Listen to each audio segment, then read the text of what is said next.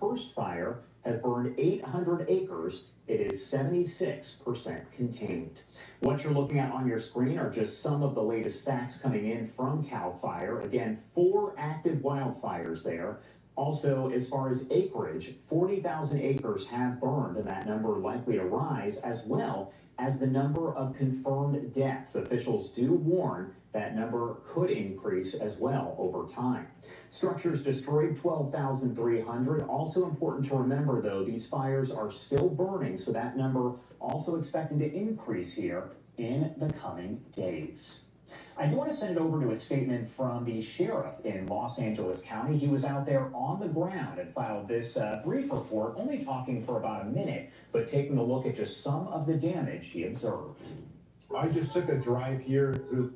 Hello, this is DrPaulCottrell, and I am recording this and doing the live stream on January 12th. So we're going to go over the news. A lot of it's going to be related to the fires in California, but I'm going to be going over also international news as well. Please help support my work by making sure you subscribe to all the channels. I have 4 channels on YouTube. I have Brighteon, Bitchute, and Rumble. I live stream on YouTube and Rumble. And a great way to participate is also to ask questions on X Spaces. So please follow me on X Spaces. On X, I have 2 channels. And so I set up question and answer kind of call in. So please participate with that when I do these live streams.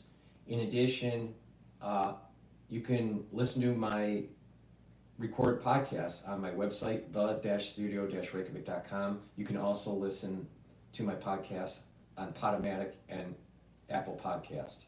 Great way to be abreast with the information that I provide.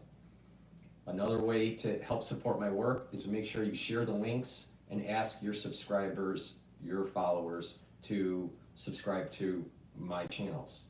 The 4 channels on YouTube, Brighteon, Bitchute, and Rumble, and follow me on X and GETTR. All the links are in this video and all my videos, so please help support my work. In addition, get the products that I offer. I offer lots of very useful, helpful ways to improve your health. All right. In addition, I have lecture series on pulmonology and immunology, so you can learn about the pulmonary system and immunology. Each one of those, each of those classes, you know, the whole class module for pulmonology is only $50, and then the other one for immunology is only for $50. You get lots of videos, lots of downloadable PDFs. You get a unique password, and you can log in as many times as you want and learn about pulmonology and immunology for only $50 for each of those modules. So it's a great way to learn about pulmonology and immunology. And you know, another great way is to donate, and you can donate through Stripe, PayPal, Buy Me a Coffee on my website, the-studio-reykjavik.com, or be a paid member to my Patreon channel. All the links are in the description of this video and all my videos. It's through the donations and the ones that subscribe to Patreon that allow me to create these videos that are for free for anyone to consume. So please help support my work, but better yet, also get the products that I offer. Let me just briefly go over a couple of the products before we start the video. I partnered up with Rainbow Herbals, and we've created these great multi-purpose deodorant bars for males and females. You can get it in peppermint, lavender, and tea tree, and in citrus. Again, these deodorants are dual purpose. You use them as a deodorant every day, but they also help to detoxify your body. Why? Because of the ingredients that are in them. It's made from essential oils from the Himalayas, extremely high quality natural ingredients. There's no aluminum and there's no baking soda in these deodorant bars. So get a couple bars for your household. It's for males and females. Help to detoxify your body and use it as a deodorant. Very high quality. Please go to my store, the-studio-reykjavik.com. The link is in the description of this video. Another great product that people need to start paying attention to because of what they're spraying in the air, what they have sprayed on your food, the GMOs, the problems with packaged food, processed foods, The problem with the water supply, you need to detoxify your body. You're surrounded by chemicals and toxins that build up in your body, and you need ways to get rid of them. So a great way to get rid of toxins is zeolite. Zeolite will remove heavy metals, toxins, and chemicals from your body. It'll bind to the toxin or the chemical, and what will happen is that you'll be able to urinate it out into 6 to 8 hours roughly. You should be taking it every day. So take zeolite every day. Just take a couple drops underneath your tongue, drink it with filtered water, just a couple drops, small drops, every day, year round. There's some people that don't want to take it year round and they just want to detox a short amount of time throughout the year, maybe once or twice a year.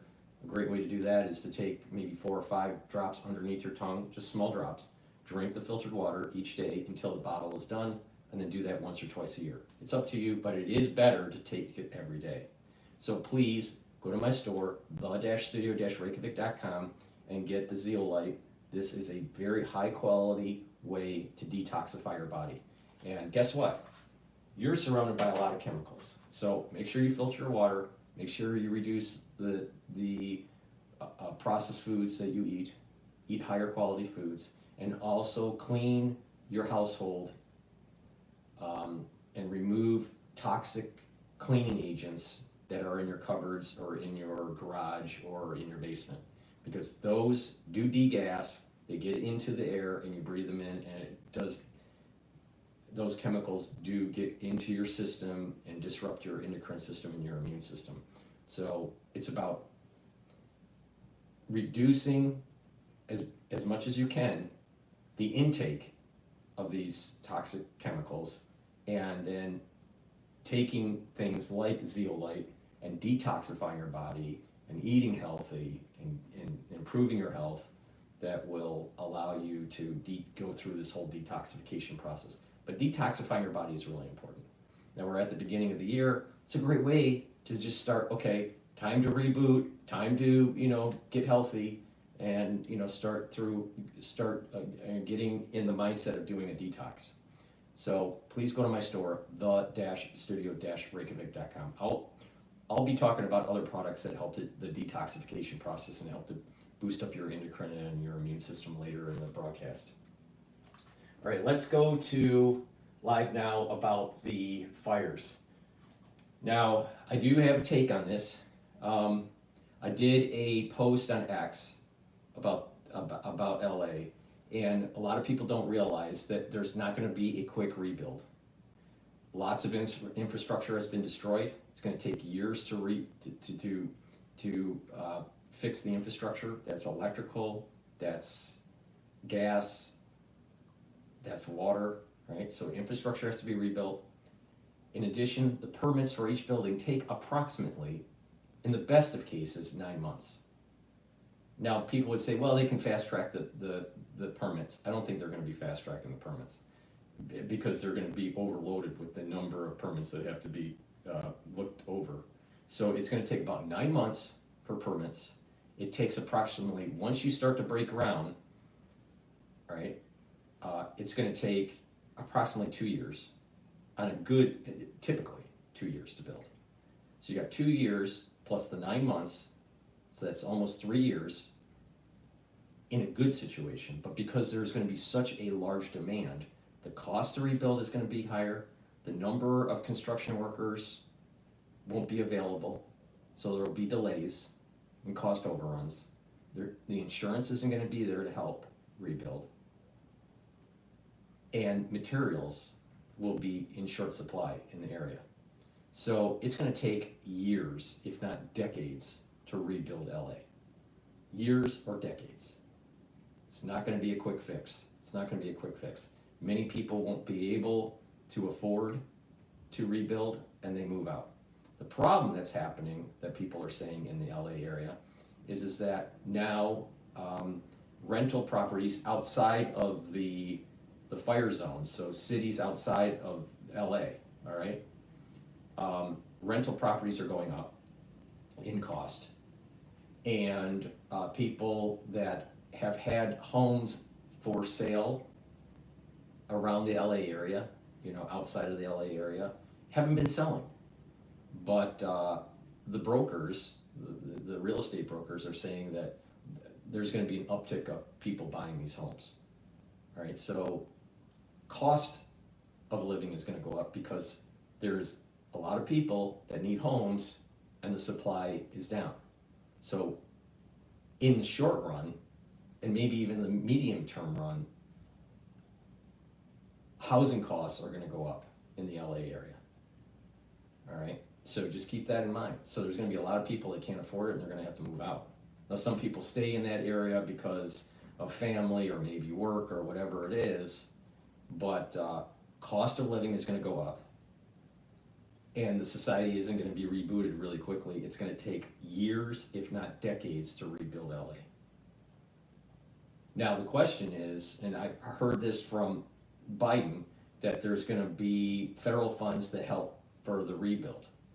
Well, where was the effort from the federal government to help with the people during the flood in the southeast of the country? Well, that was primarily Republicans, right? And Trump supporters. So the federal government didn't care too much about it. And you heard the stories that FEMA was holding back on helping, and FEMA didn't have funds and all this stuff. Then all of a sudden, there's tons of money to help LA. Here's the problem, okay? The Democratic Party is going to lose in the midterm elections if they don't get funder money. Majority of the money that was coming in large donations, the large donors for the Harrison campaign during the 2024 election came out of LA, came out of California. So the federal government, run by the Democrats at the moment for the executive branch, is trying to send emergency funds to LA, to California, to help for the rebuild.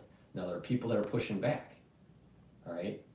But the thing is that if they don't placate, if the Democratic Party doesn't placate to these rich liberals in California, especially in the LA area, they're not going to get donor funds for the midterm elections. So it's about politics. Don't think it's not about politics. It's all about politics, all right? And that's just trying to placate the large donor base, because it's coming from LA. That the big donors that gave to Harris's campaign are from LA. And many of them lost their homes. So what is happening now is that you have the federal government that's saying, we're going to do 100% rebuild.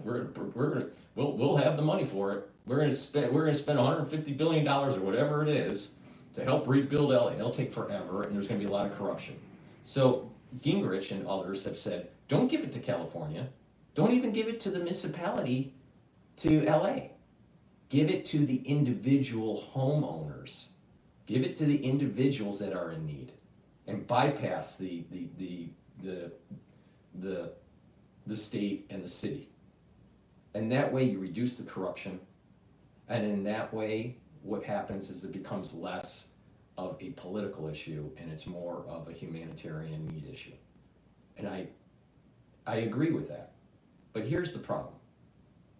There's a metaphysical way of looking at LA, and there is the more non-metaphysical, all right?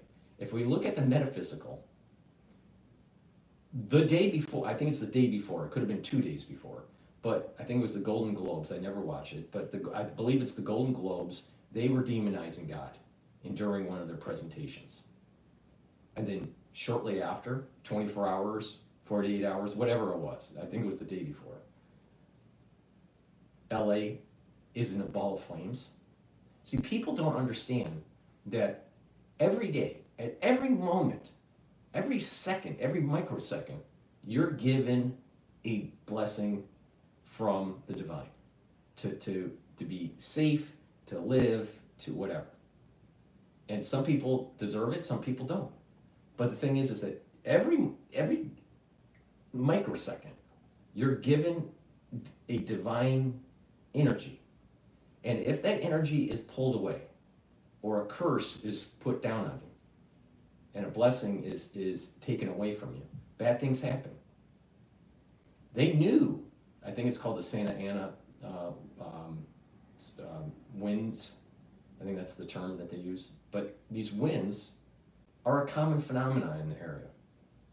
All right? But the divine allowed it to. Okay, there was winds, but just enough to hold it back so it wasn't going to burn down the town. Then supposedly there's arson. Well,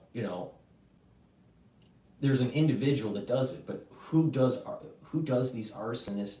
Who does these things that are burning things down? That have these tendencies that want to launch some sort of pyromania. All right. These are individuals that have lost a moral compass. So it's tied to religion in a lot of regards. All right, so the burning of LA happens right after they demonized God during I think it was the Golden Globes. All right, so there was a curse that came away from it. Now, just from just a ledger point of view, why should the rich privatize the gains of private property, but the risks they socialize so they get the rebuild money? No. At a certain level, if you were at a certain income level, I don't think you should get any federal funding at all, period. For the ones that are not wealthy, that lost homes, I think that people should be given help. But the wealthy? No, absolutely not. Absolutely not. And not just that, you got to ask the question on a metaphysical level, why did LA get burned down? It does seem to me that their lifestyle, their choices that they've made are antithetical to God, country, and family. And so the blessing was taken away, and the Santa Ana storm was allowed to take hold, and there was an arsonist, supposedly, and a fire broke out. All the ingredients were there. Now, God, if they wanted to set a blessing on LA, which he didn't, but if he wanted to, he could have prevented the arsonist from lighting the fire or calmed down the Santa Ana storm. But he didn't. And they kept on demonizing. I'm telling you, it's about the three pillars: God, country, and family. And if you have a society in the aggregate that demonizes one or all of those pillars, you have a society that is evil. So it's going to take a long time to rebuild LA. It's not worth rebuilding LA. And it shouldn't be done with taxpayer money to be used in a corruptive way through the state or the city. And it shouldn't be helping multimillionaires or billionaires. It should be helping the ones that are in need. Then you add in the poor management of preparing for something like this, where they didn't have the reservoir filled, the fire hydrants had low pressure or no pressure. So, they chose certain liberal policies over proper, basic societal preparation in disaster, fire or whatever, right? Some sort of natural disaster. Ill-prepared, totally ill-prepared, to the point where now we have the Canadian firefighters coming in and the Mexican firefighters coming in to California, and then you have firefighters that are coming from other states that have to go through an emissions testing to make sure that their fire rig is to California standards. Meanwhile, with all that debris being burnt into the atmosphere, burnt into the air, all that emissions from LA has offset all the gains with EV. All of it. So what's the point of even the emissions for the fire rigs coming from other states? the liberal mind is literally destroying this country. And this is why, sometimes you just need, because of poor policy, you need for the society to fail instead of trying to prop it up. Now, for the ones that are rich, they shouldn't be getting help from the government at all. They should rebuild themselves. But the thing is here's where as I said, here's where the politics comes in. The Democratic Party needs that donor money from the LA area, the rich aristocracy, that aristocracy that's coming, that celebrity world from LA feeds the Democratic machine. And in the last election cycle, it was in the tune of around $1.5 billion. So if they had the money to fund and prop up a failed campaign for Harris, I'm sure they have the money to rebuild their society. All right? So they don't need the government money. But there are people that live around in that area that are not rich, that have lost everything. So they need help. The rich, they don't need help. They really don't. All right? So, just from bad policy, bad societal policy of the liberals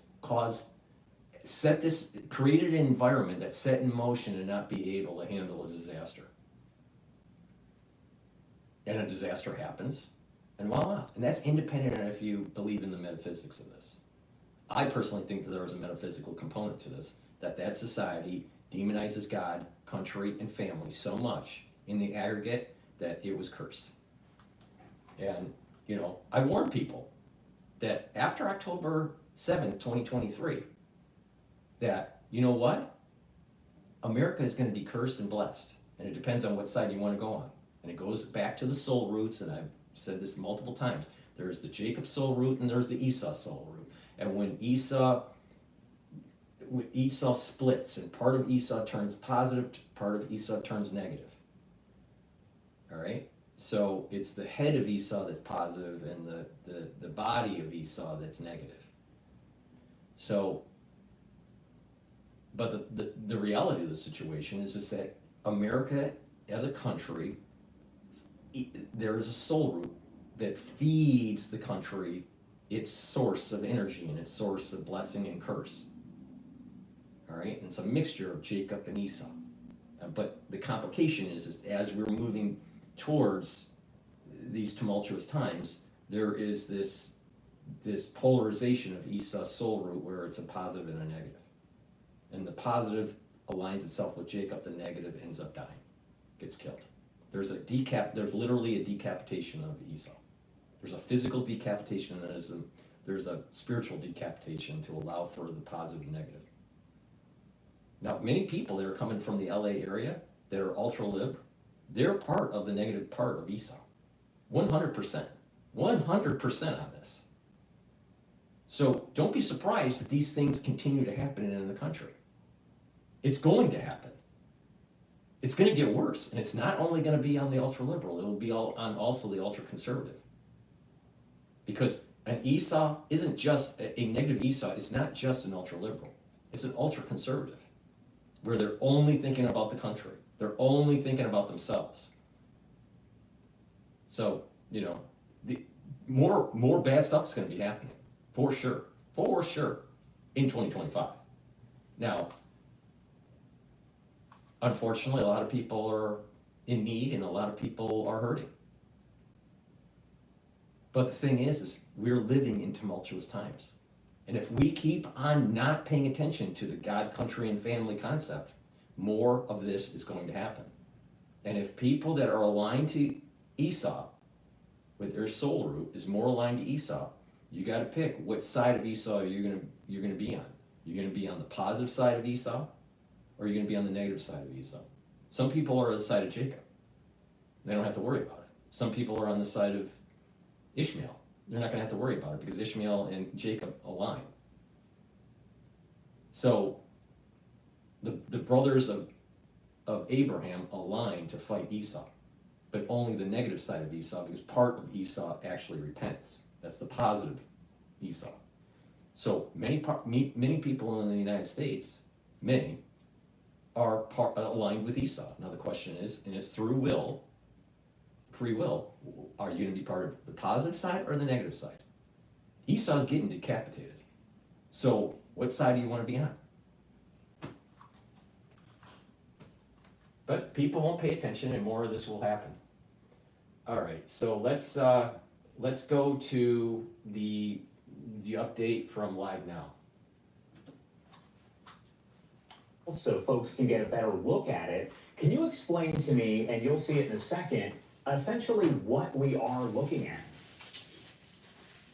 Sure. So we heard a lot of screaming coming from outside, and these two gentlemen were very heated in their exchange. And so we stepped outside to see what was happening, and the first thing we noticed is one of the men is holding a blowtorch, and the other man is like, he's trying to start a fire. He just tried to start a fire. On that low line. Yeah, and so we're trying to figure out, all right, what's happening, what's going on, why is this guy walking around with a blowtorch?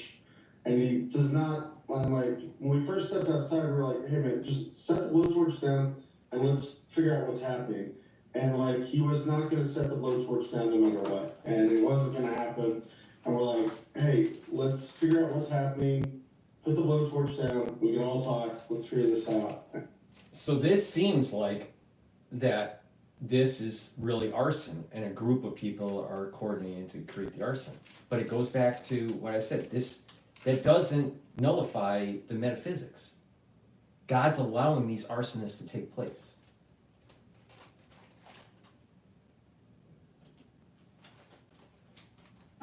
The neighbors all coming together there. You see everyone come together and do what they can to essentially hold this guy until police get there, because there is a chance that he could have taken off running. What did it mean to see all of the neighbors kind of come together here? I mean, that's the upside of the crisis is you get everyone kind of coming together and trying to watch out for your friends and your neighbors and work as a team and try to keep your children, your family safe. And then you start asking, well, there were these fires at the greeneries and at the butcher shops last year and the year before. There's an attack on our food storage. Are there cells that are attacking America? And the chances are the answer is yes. Now, where do these cells come from? Probably because of porous border. Now, that goes all the way back to ultra-liberal policies. Again, if you demonize God, religion, and country, you're going to have problems. So we probably have cells that are going on, that are attacking America. Los Angeles County. Chris and Kim, thank you so much for taking the time to join us here and discuss just a little bit And I'll more tell you about what, this video. this is not the 9/11, but I'll tell you, because of the porous borders, we are approaching a 9/11 moment.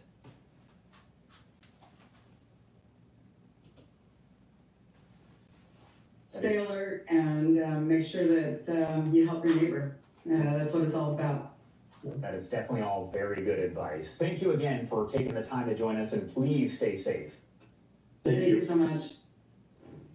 The time now 9:59 on the East Coast and 6:59 on the West Coast. Do want to remind you that in just a minute or so, we expect that our Fox 11 LA team is going to begin their live team coverage. It looks like they are going to have, as they have been over the past several days, a team of reporters covering this from each and every angle. So we are going to bring that to you in a matter of minutes as it does get underway. In the meantime, do want to remind you of some of the latest information that is coming in from CAL FIRE at this point. And by the way, we do expect an update here from them in just about an hour. The Palisades fire, 23,654 acres have burned. That fire at last check is 11% contained. Now the Eaton fire has burned more than 14,000 acres and is 15% contained. The Kenneth fire has burned more than 1,000 acres, 90% contained, according to... And so because of the winds are going to be picking up on Monday and Tuesday, according to the weather report that I saw, maybe it was 2 days ago, but maybe it's changed a little bit. But basically Monday and Tuesday, winds are supposed to pick up. So last night, I think I looked and there was a prediction of 70-mile-an-hour winds on Tuesday. So that means that whatever's not contained is going to spread.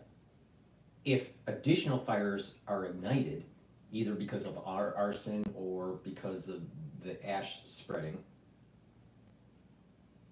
and lighting up rooftops or whatever, it's going to get worse. Monday and Tuesday, there's going to be more carnage.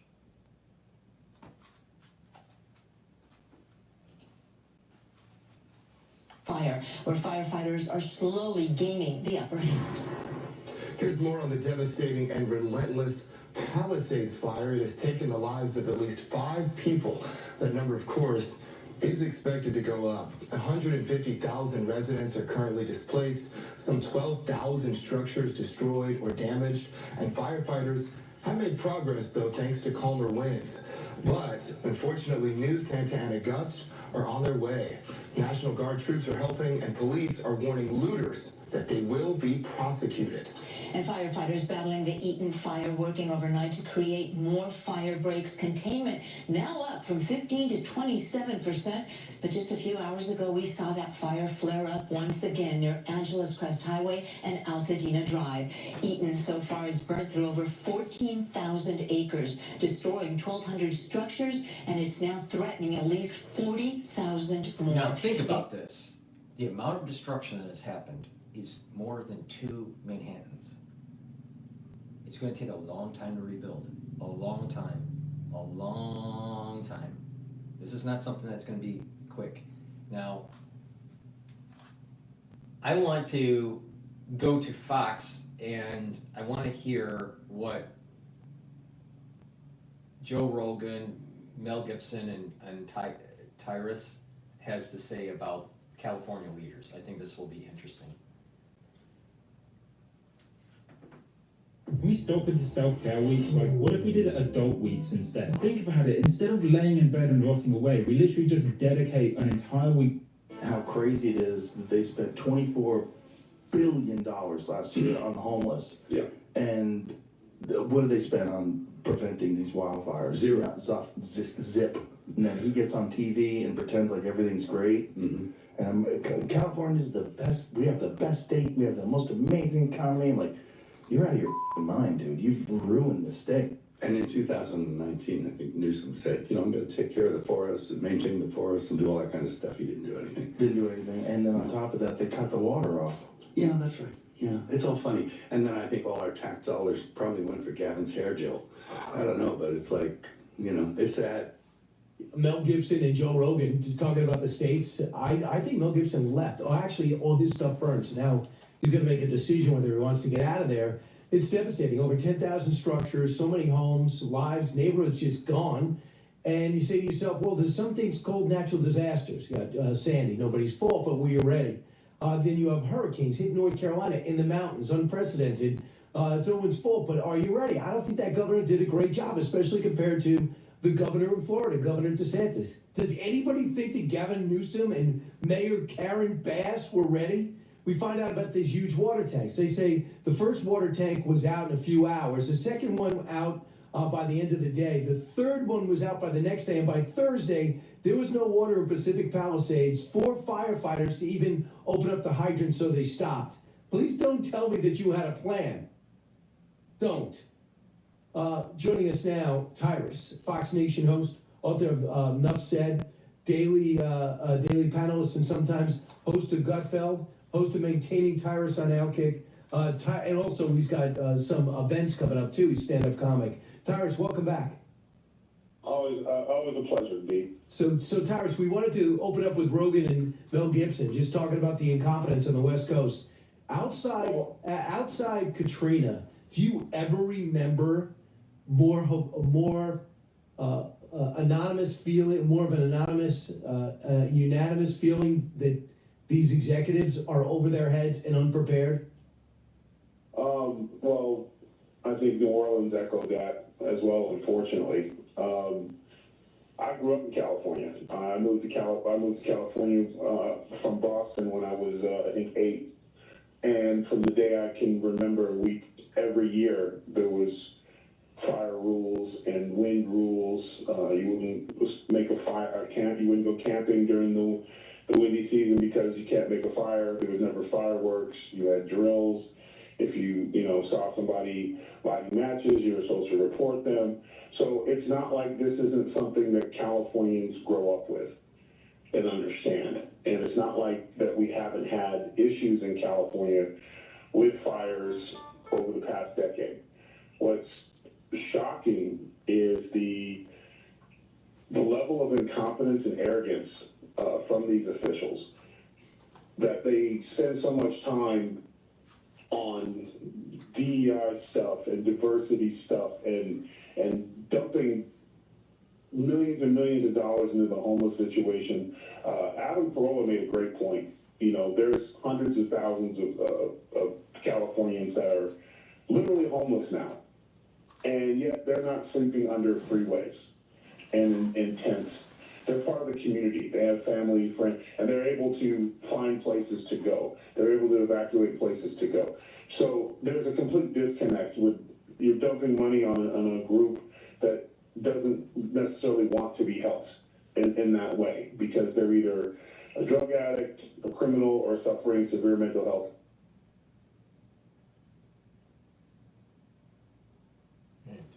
Well, for a forensic accountant to look to see where that money's really going. You have the same thing in New York with the previous mayor. I can't remember the tall, goofy guy no one liked. De Blasio. Yeah, where his wife was in charge of $1 billion on the Thrive Foundation, and nobody benefited. We don't know where the money is, and nobody's asking. Exactly.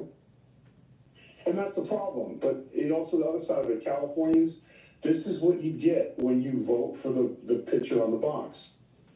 This is what happens when your mayor had 17 hours on a plane to think of a way to comfort her constituents. She was silent, stared in the face because she couldn't think of who to blame. And that's what it is. They all passed the buck. And Newsom, I think the most telling video was the lady who ran him down as he was trying to get away from her, trying to get in his car. His hand was on the doorknob, and she turned the corner, and then he tried to tell her that he was on the phone with the president, and then she said, "Put him on speaker," and he lied right to her face. Yeah, he goes, I can't get through. I can't get a signal, so I have to go. He was looking for a place to do a interview where it would look like he was on the ground. He was boots on the ground, and I think that's what Californians have to figure out. You need to stop. My take on this is that you have an individual, Newsom, and city officials that are corrupt, that don't really care about helping people, but it's all about their political climbing of the ladder. And you create an environment where you're not prepared for an emergency like this, and you have a society that demonizes God. You have a society that demonizes country, and you have a society that demonizes family. Don't be surprised that those are all the ingredients for a major disaster. And it's going to get worse. Monday and Tuesday, it's going to get worse. And they don't think about it. They're looking for help by the federal government, but they've demonized the federal government. They've demonized the government that's coming in, that's going to be trying to help them, all right, on January 20th, they're demonizing. And even Adam Schiff is worried that Trump is going to punish blue states. You don't have to worry about Trump punishing blue states. You have to worry about God punishing blue states, because your ultra-liberals are antithetical to God's principles. But it's created an environment where a black swan can happen. Something low probability, high impact, boom. LA is destroyed. It's done. And it's going to take many years to rebuild. It's done. It's gone. Done.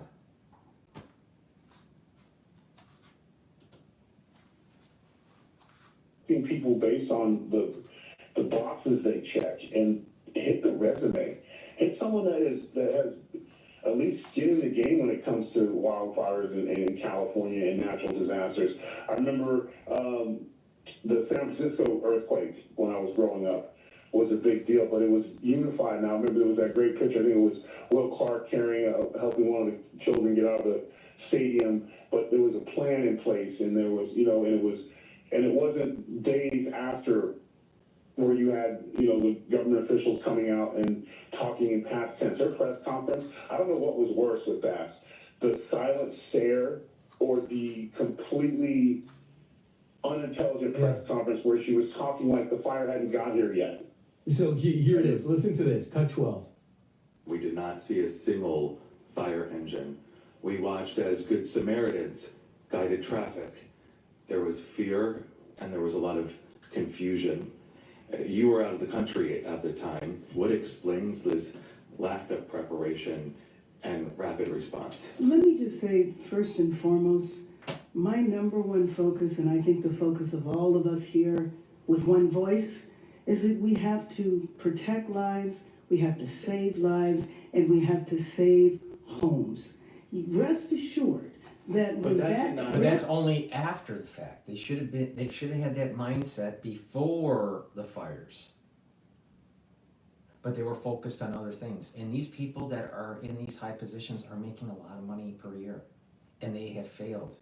And what it is it's DEI. DEI. The problem, like I said back in 2023, ultra-liberals are going to be eating their own tail. Their policies, their protesting, their way of life is going to eat their own. And it's seeing it happening right now.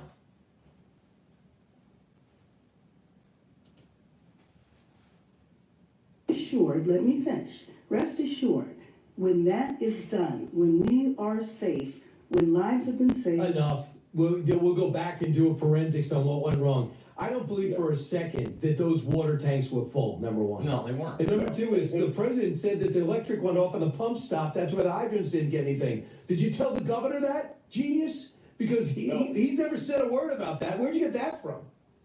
The part that I loved the best was that she was reading her prepared statement, not the question. And the reporter did a great job, and I'm glad to see, maybe because the journalist was affected, that they're asking follow-up questions of the left again. And he hit her with, it's too late, it already happened.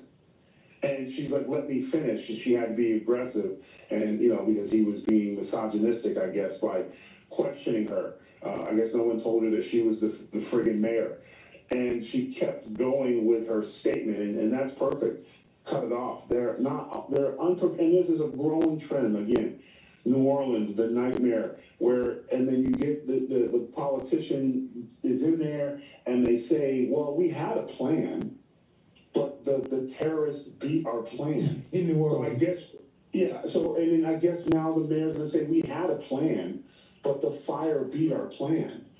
So they have an excuse for everything, and what the best part is when you catch them unprepared, you see exactly what you voted for.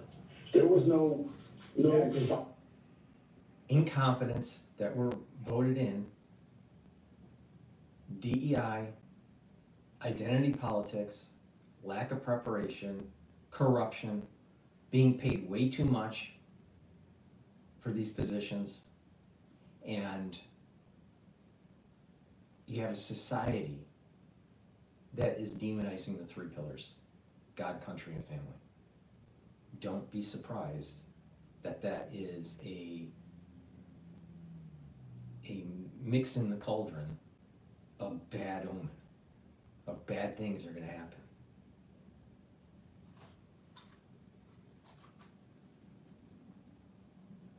It's terrible. It's so sad. It's so sad, and it has to happen like this. But you know what?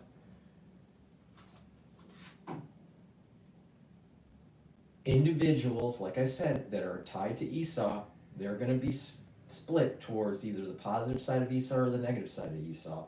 And many, not all, but many of the people that are ultra lib in LA, they're of the negative soul root of Esau.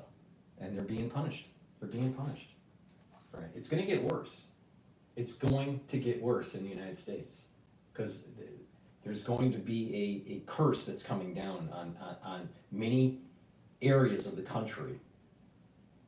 There's going to be other areas that are going to be blessed, but there's going to be many areas of the country that, and it's not just blue. It's also going to be the ultra conservatives that have this mindset of pacifism, that has this mindset that's demonizing different types of religions. You know, so both sides of the spectrum, the ultra conservative and the ultra liberal, are going to be cursed. And the weird thing is, the weird thing metaphysically is that they're from the same soul root.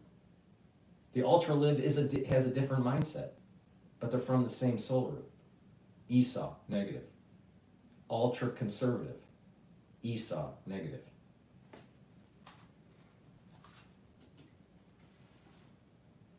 No firing her like we're going to fix this, and I've been on the plane for what were you doing on the plane for 17 hours that you couldn't come up with a way to say you were sorry? I mean, the only thing we didn't get was their patented thoughts and prayers. So, which by the way, I can't even hear again, but I want to say this. Karen Bass declared a state of emergency, then went on a 17-hour plane ride to a country that only could benefit her, because nobody in Los Angeles wants her to go represent LA in Ghana during an inaugural. No. And one of the reasons she wasn't the vice presidential nominee over Kamala Harris, because she had this little communist problem. She seems to like Castro, seems to love Chavez, and they go, well, that's going to be a tough shot to get out of. We'll probably have to pick Kamala Harris. This woman is a mess. You know, sometimes, Tyrus, there are things you can try really hard at. You just don't have the proclivity. You don't want me working on your house. You definitely don't want me changing your oil. And I'll try, but I'll do a bad job. She should not be a politician. Neither should Harris. Whatever you think about Elizabeth Warren, she's a politician. She can speak. Whatever you think about AOC, she knows what she's doing. You might not agree with her, but they're doing the right thing in their life. She should not. She wants to be the Queen of England. She wants the respect, title, and power. She doesn't want to do the job. It was given to her based on, again, the boxes, and you hate to, but here's the thing. Even if I knew that you were working on my house, but your effort was there, like, listen, I don't know a straight angle from a circle, but I'm here and I'm going to get somebody that can do this. I'll search, I'll have my people find. There's an effort there. But again, as mayor of California, your two biggest issues is fire and crime. And they have failed miserably at that. And one of the biggest problems during these fires that are still, I think, last time I checked, I think they were at 6% contained. Depends on, there's like 6 different ones. Some are doing, there's some doing better than others. Yeah, but it's the looters. It's the criminal element that is now scourging, looking for these houses that are left, and banks that are, and again, because they're emboldened. They could go into Beverly Hills with a hammer and go on a shopping spree, and no one could do anything. And now they're, and then here's the problem is that these homeowners are now wanting to risk their own well-being to go protect what's left of their home from other Californians.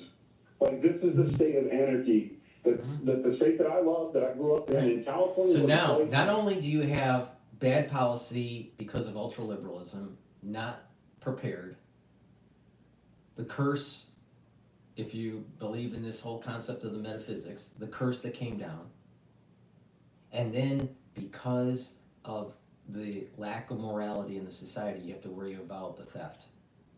And you wonder why these things are happening to certain areas of the country. I mean, New York's full of crime.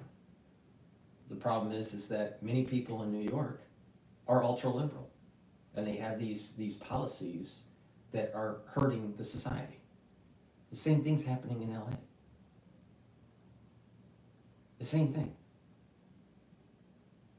So, fix the crime. Stop the porous borders. Get the drug addicts off the street.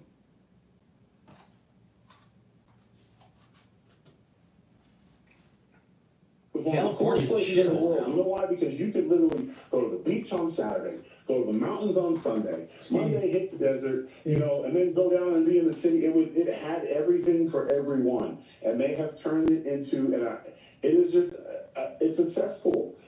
Venice, the place where I got my big break, and where I trained to lift weights, and it was one of the places where I got my big break in entertainment and stuff. I can't bring my kids there to show them the wall with Arnold Schwarzenegger and Lou Ferrigno and all, you know, the great and the actors and the history, because I got to walk through Homeless Row to get there, and I'm not subjecting my kids to that. Bus stops are hotels, and you know, you see the drug addicts everywhere. It's horrible. Right. So when you've let this place, at one point, Dr. Drew was concerned about bubonic plague in California.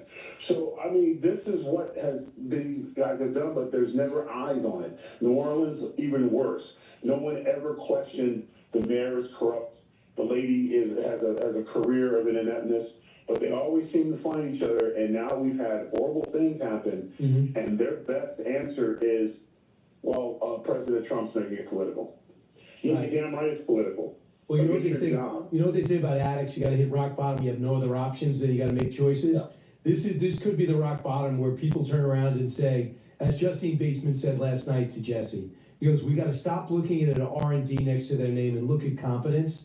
And I look at this guy Rick Caruso. I can't do his unauthorized biography, but do you know he was president of Water and Gas, as well as being a self-made multimillionaire? Don't you want that guy? Do you know that he hired his own firefighters? Whatever you think of that. And just in case to take care of Pacific Palisades, whatever his community is that he bought and now rents, and what they made is his own condo center. Do you know not one of those buildings burned? Because they said, listen, you don't want me as mayor, that's fine. But if I'm going to go back to my business, I'm going to make sure my people survive any calamity. So he had his private firefighters. He said the whole water system is antiquated, is under-financed, and he knew it. Hey, people of Los Angeles, you had your choice. They're both Democrats. You could have had the business executive, or instead you have the failed congresswoman, and you got her. Go at it, and now you got the results. Hopefully, people make some decisions on competence. I appreciate you joining me. When are we going to see you again, Tyrus? I think I'm back in the airways. I think Tuesday, and tonight I've got a stand-up show in Connecticut. Is it sold out? Where is it?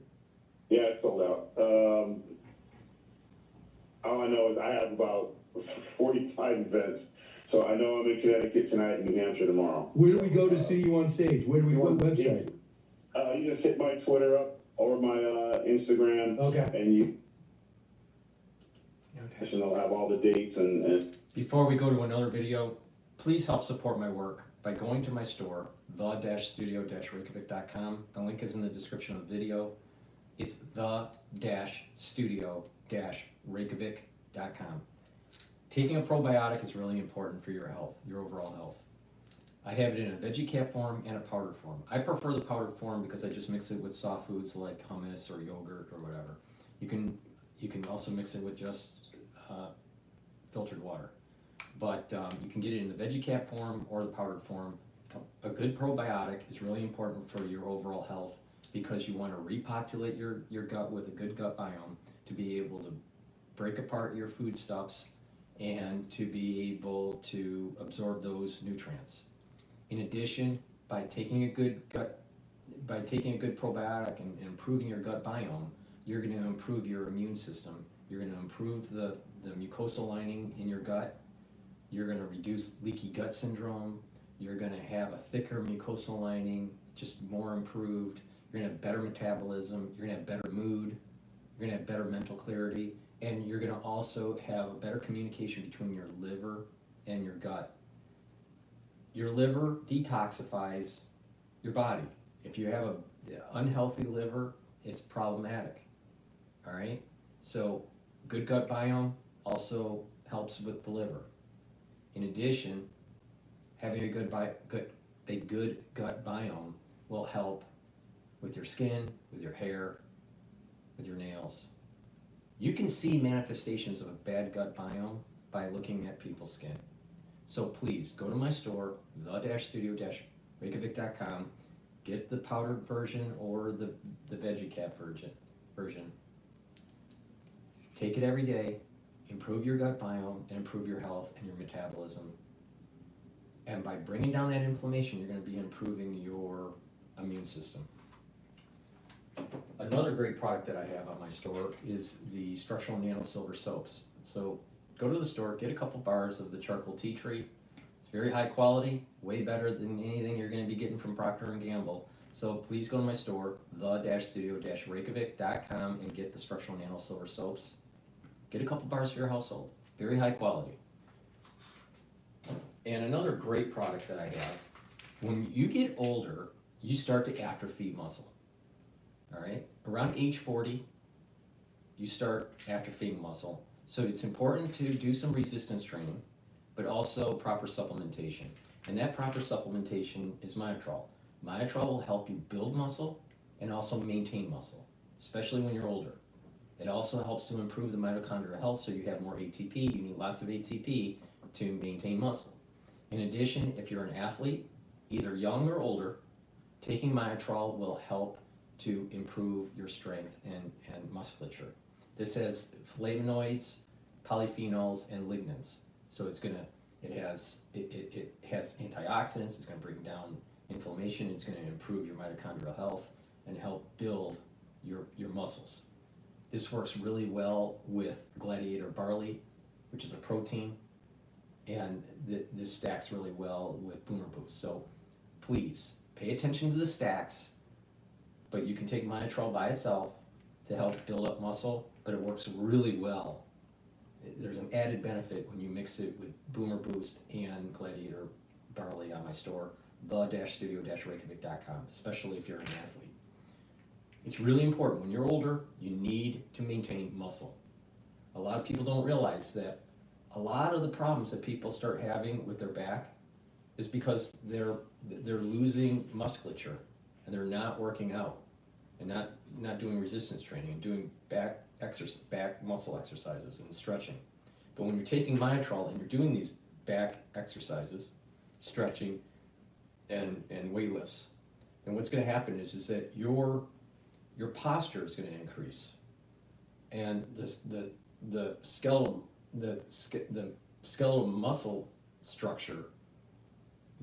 skeletal structure will improve, your posture will improve, and what will happen is you're reducing the chances of, that shrinking of the vertebrae, collapsing the vertebrae, and you curling forward. All right. So when you look at people that are older in geriatrics, they're shorter and they're move forward with their back. Well, you can reduce that by taking Myotrol, doing the back exercises and the stretching, all right, and doing resistance training, building up muscle. And when you do that, over time, what you're going to start noticing is your back is improving, the posture is improving, you're getting better flow of your blood, you're getting better flow of your lymphatic system, and you're getting healthier by doing this. It takes time, but if you let your body atrophy, you're going to start having these other problems. And so you start losing muscle, you move around less, you lose bone density, you fall, break your hip, 3 weeks later you're dead. All right? You don't want to do that. So take my advice, start taking Myotrol, do some resistance training, some back exercises and stretching, and it works even better when you mix it with the gladiator barley and the Boomer Boost. Go to my store, the-studio-reykjavik.com. Now, if you don't want to take my advice, just look at people that are older, that don't do these types of things that I'm talking about. Supplementation and exercise and moving around and stretching. Those types of geriatric patients, they all have very similar problems. They have gait issues, they're shrinking, their curvature of the back is increasing, and they have bone density loss. It's up to you. Pay attention or don't pay attention. But you pay attention, you're going to be much healthier in your geriatric years. You don't pay attention, you're going to have problems. Okay, I want to also play. How crazy it is that they spent. I want to play, there was a video of Adam Schiff saying that Trump was, maybe I lost it here, hold on.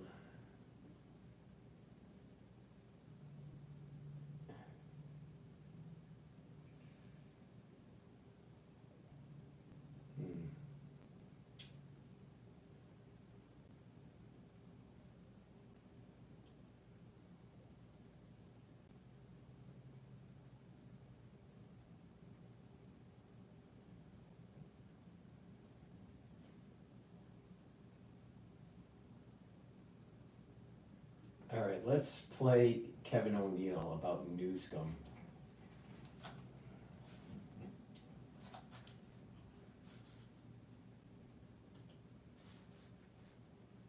DS01 is the best probiotic on the market. Kevin O'Leary joins me now. Kevin, welcome back to the show. Always good to see you. You just joined Project Liberty's bid to buy TikTok. Now, let's suppose you're successful. What would you do with it if you get it? First of all, strip out the Chinese spyware. That's by the mandate of the order of Congress. But there's so much more potential for this platform in terms of how user data is treated. It's stalled out at 170 million users. We'd like to get it past 200 million, and that means we've got to get everybody back that doesn't trust it, that wouldn't put it on their phone. And the way to do that is to democratize it. Allow people to invest beside us. We've talked about this, Stuart, for almost a year.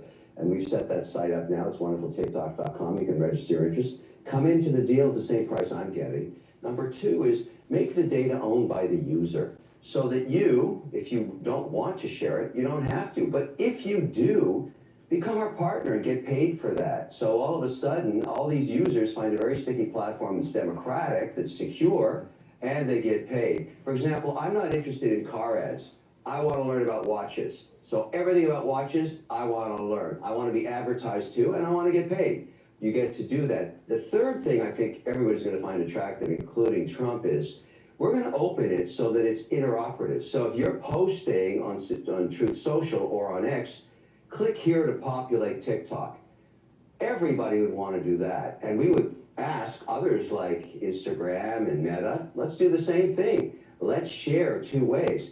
After we've got all that done, on a plane to see Modi in India, let's light up those 210 million users there, Switzerland, France, Canada, Germany, they're going to want the same thing. This thing will become the world's largest television network in a matter of 2 years. Watch it happen. Frank and I have been working on this thing for 2 years. I hope you get it, Mr. Wonderful.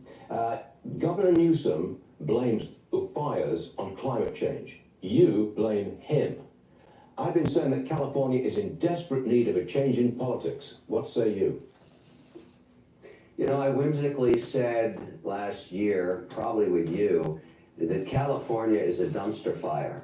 And sadly, it is a dumpster fire. It's tragic what happened here. Gross mismanagement. We started talking about this with San Francisco, which is a war zone. And now LA, before this, was riddled with crime, people walking in and out of the stores, just stealing stuff. You documented that forever. It is time for change. Gavin Newsom is a terrible manager. He is the Justin Trudeau of California. He's horrific. And obviously, people should want to make a change and hire somebody else. But I think it goes the other way. I think they're so tired of the rhetoric and the policy and the taxes and the mismanagement. You know, just watching that woman talk about, it's all over the internet now, where is the water pressure in my fire hydrant? To Gavin Newsom, he says, it's a local thing. You can't say that when you're a politician. You have to own the problem. He doesn't even understand that. Time for him to get removed from office immediately. That lady, by the way, is on this show a little later today. Kevin, thanks for joining us this morning. All good stuff, and we will see you again real soon. All right, let's... Zero accounting software help. All right, let's go to Cash Jordan, because this talks about the whole theft issue in New York. Now, you got a theft issue that's going on post-LA fires, or concurrent with LA fires, I should say. But before we do that, let me do a product plug.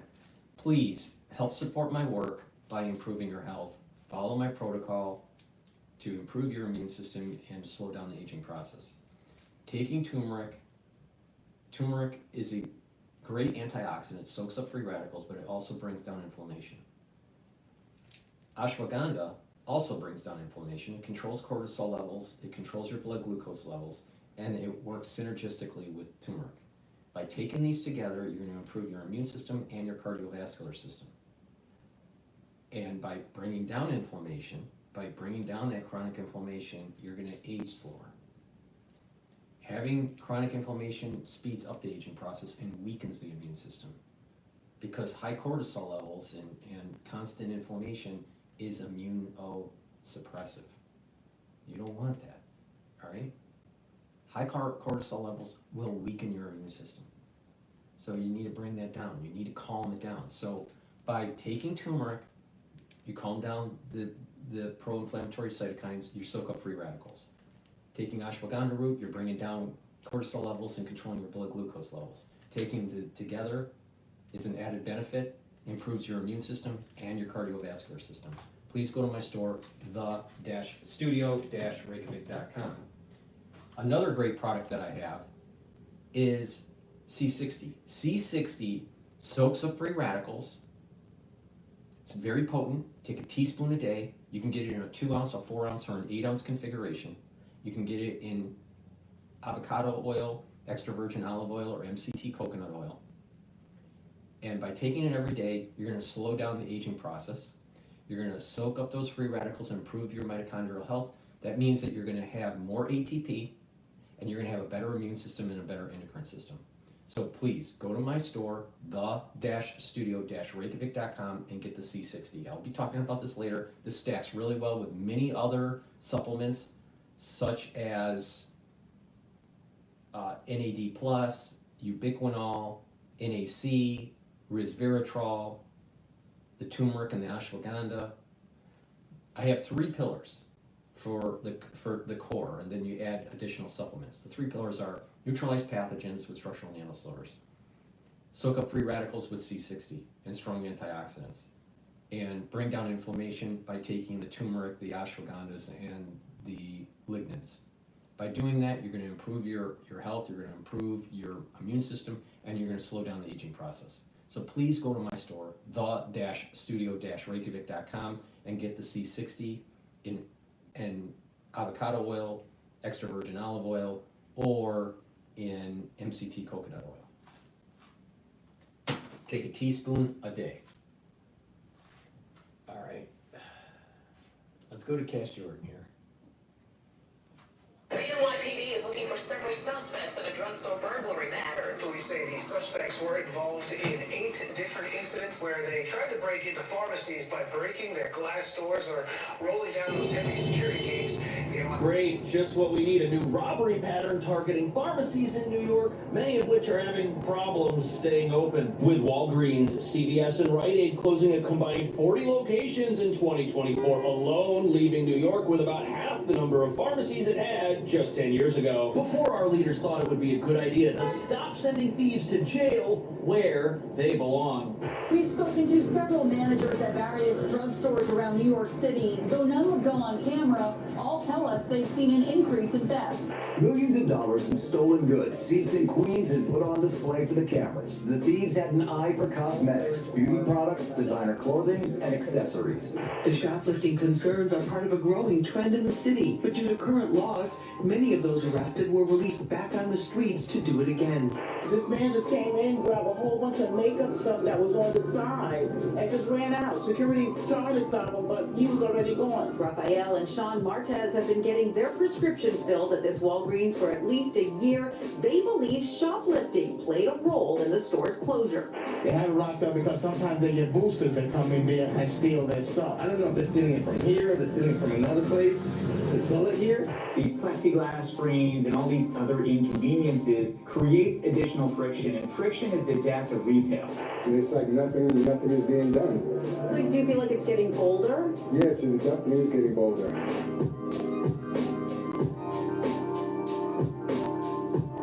So Nearly half of New York City's drugstores have disappeared over the last decade as retail theft continues running rampant. But what nobody's talking about is all of these pharmacy closures. They're happening 1 year after our leaders promised to get tough on shoplifting, a promise many businesses are still waiting for them to keep. And sadly, if you walk through any pharmacy in town, you'll be greeted with all the signs that the high crime environment afflicting our stores is here to stay, with locations throughout New York locking up their products because here we won't lock up our criminals. Because stealing here's been decriminalized, making New York a breeding ground for professional criminals who take things that aren't theirs and then sell them on the internet or on the side of the street somewhere. Perpetually funding illegal retail arbitrage businesses that will exist as long as shoplifting here remains a non-jailable misdemeanor, provided it's peaceful shoplifting that doesn't escalate to a physical altercation with another person, as for some reason our criminal sympathizer leaders don't think destroying security barriers or cutting security tags counts as violent behavior. And that brings us to the real reason why New York is losing so many pharmacies, leaving many neighborhoods without a viable alternative to get things like prescription medication or everyday basic items. Many of these businesses were already struggling for a variety of reasons, and as retail theft continues to creep up, it erodes whatever was left in the store's margins, leaving them no choice but to shut down, something Walgreens alone did 22 times last year, leaving it with just 189 locations left in New York. However, as you're about to see, retail theft isn't just a problem for pharmacies that end up closing. It also raises the cost of living for every New Yorker, even those who already buy everything online from places like Amazon, revealing that as criminals loot and destroy these businesses, they're actually destroying New York City itself.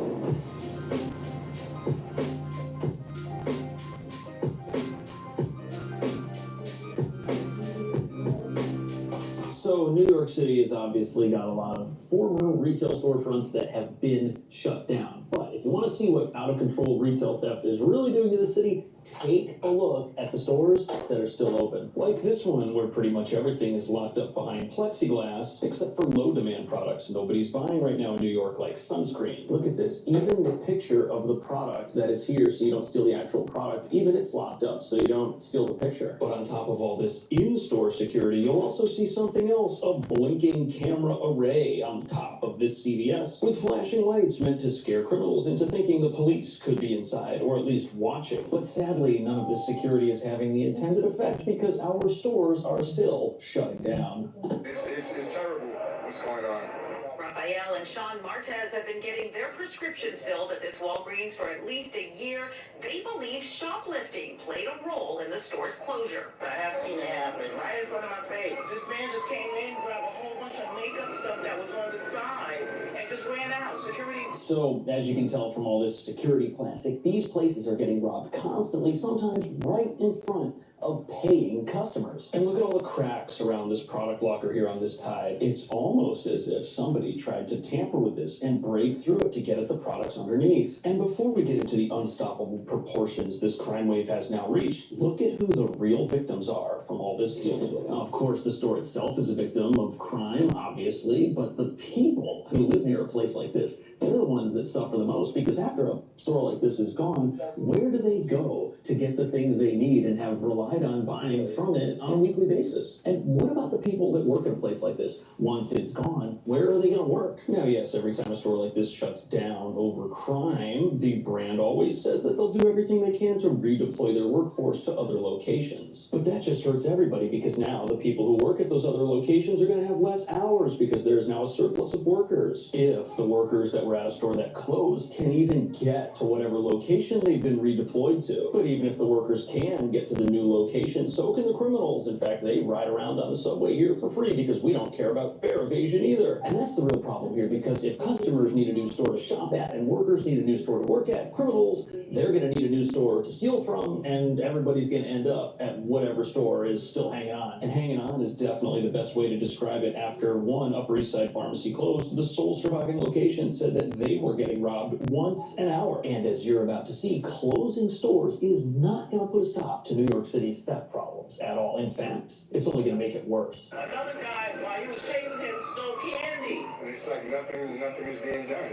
So do you feel like it's getting bolder? Yeah, it definitely is getting bolder. Walgreens said only economic headwinds are making it too difficult to come. So the reason it seems like theft is getting more out of control and thieves are getting bolder and more brazen is because they have to. You've got the same number of criminals, but now you've got fewer stores to steal from. Like this CVS right here, its theft problems definitely got worse after the Walgreens, which was across the street, shut down. When that happened, any crime that was taking place split between the two stores now all has to happen at just one store. And you can tell from the lack of rust and dings in the paint on these cabinets that many of them are a recent installation here. And not only are many of these aisles completely walled off on both sides, you've also got that blinking security camera. The store's literally doing everything it can to deter crime. And that's because any surviving store is under more pressure now than it's ever been. And there's no way out from any of this. Unless, of course, laws were to be passed that made crime again. But since that's not happening, every single thing you see here are the last moves of a store that probably won't be here forever. But you know, the real problem is all of this product security. It doesn't just deter thieves, it also deters customers. These plexiglass screens and all these other inconveniences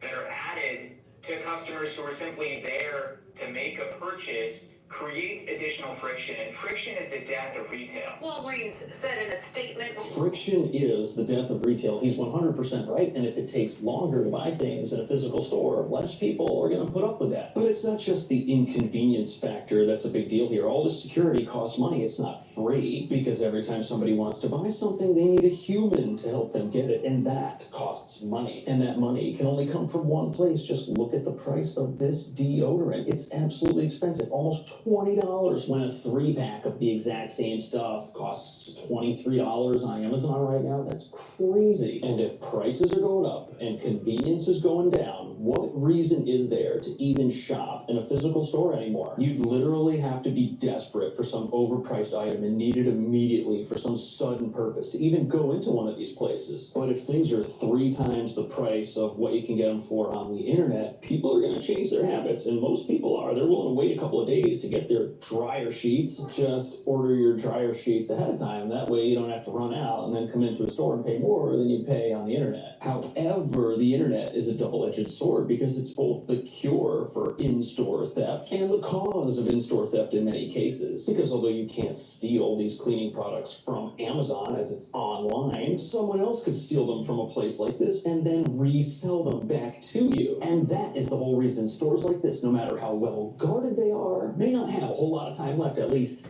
in this city.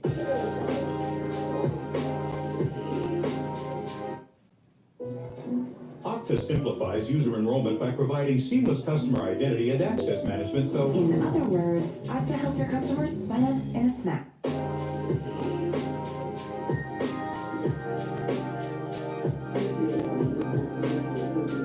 So this right here behind me is probably the most well-guarded Walgreens in the entire city. Not only does it have security cameras, but we're in a brand new train station, which is being patrolled by National Guard troops, and exits are limited. You can't just run out of this place right through this massive front door and then be on the street. No, you're still in a facility which is being monitored. But even though you'll see a few more free-range products on the shelves of this particular store compared to the CVS we were just in, there is still a lot of progressive plexiglass in here, that's for sure. Because sadly, even a place like this is not immune to theft. As long as there are resale markets that are not held accountable for the sale of stolen goods, then this kind of conduct is only going to get worse. Here's how it works. A criminal network hires an individual or crew called boosters. After robbing a retailer, they turn over the stolen goods to someone waiting nearby called a fence. The fence then takes the haul to a home or warehouse where a cleaner removes anti-theft devices or marks. So there's a couple angles to this online retail theft component. The first angle is that it makes it very easy for anybody to say that they have a product and to list it for sale and to offload it. And the second problem is that these companies like Amazon benefit whenever something is sold on their site. They take a cut, and some people people say that's why they aren't doing more to get rid of illegal products from their sites. However, even though Amazon and eBay benefit from the sale of anything, no matter where it's from, it's not the fault of these sites that New York has a massive retail theft problem. A problem which is so bad we've even got to lock up our ice cream with a massive padlock. Look at the size of this thing. Now, of course, you can't sell ice cream online, but there's another place you can sell it in New York City, which is why this stuff, too, is locked up, revealing that it is not the fault of the internet alone that New York has a $4.4 billion shoplifting economy. But before we get into the other ways stolen products are offloaded in this city that is unique to it, it's important to understand that even if Amazon stamped out every illegal listing on their entire site, this stuff, it would still get taken and it would still end up somewhere else because people who steal want money. And even though Amazon and eBay probably should be doing more to keep the sale of illicit goods from taking place on their platforms, the real problem is places like New York aren't doing enough to stop criminals from taking things in the first place. Here's an example of a serial shoplifter with over 100 arrests. How is this even allowed to happen? How is somebody allowed to commit 100 crimes and still be walking around on the streets? And how are we supposed to expect this? This is what I'm saying about the God, country, and family. If you have lost ethics with what between right and wrong, especially with theft, you are not aligning yourself with spirituality, and so you have a society that is devolving.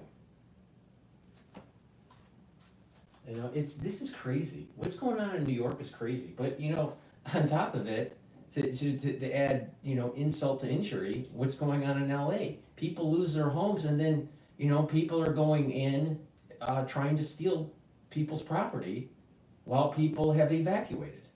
I mean, what kind of person can that would take advantage of people like that? That is just so wrong on so many different levels.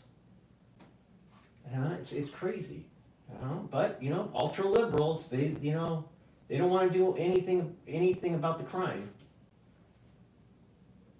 To learn something the 101st time they get arrested that they didn't learn the other 100 times. We're not. And criminals like this are the real reason New York has an out-of-control crime problem. Now, that doesn't mean Amazon is innocent. After all, the more products that are locked up in stores, the more people who will just go online to buy from them. But the reality here is that in New York, you've got a lot of places to offload something that you took and want to resell, and the city's not doing anything about it. Millions of dollars in stolen goods seized in Queens and put on display for the cameras. The thieves had an eye for cosmetics, beauty products, designer clothing. The defendants utilized social media, Instagram, and other online resources to advertise for the stolen goods for sale both here and for abroad.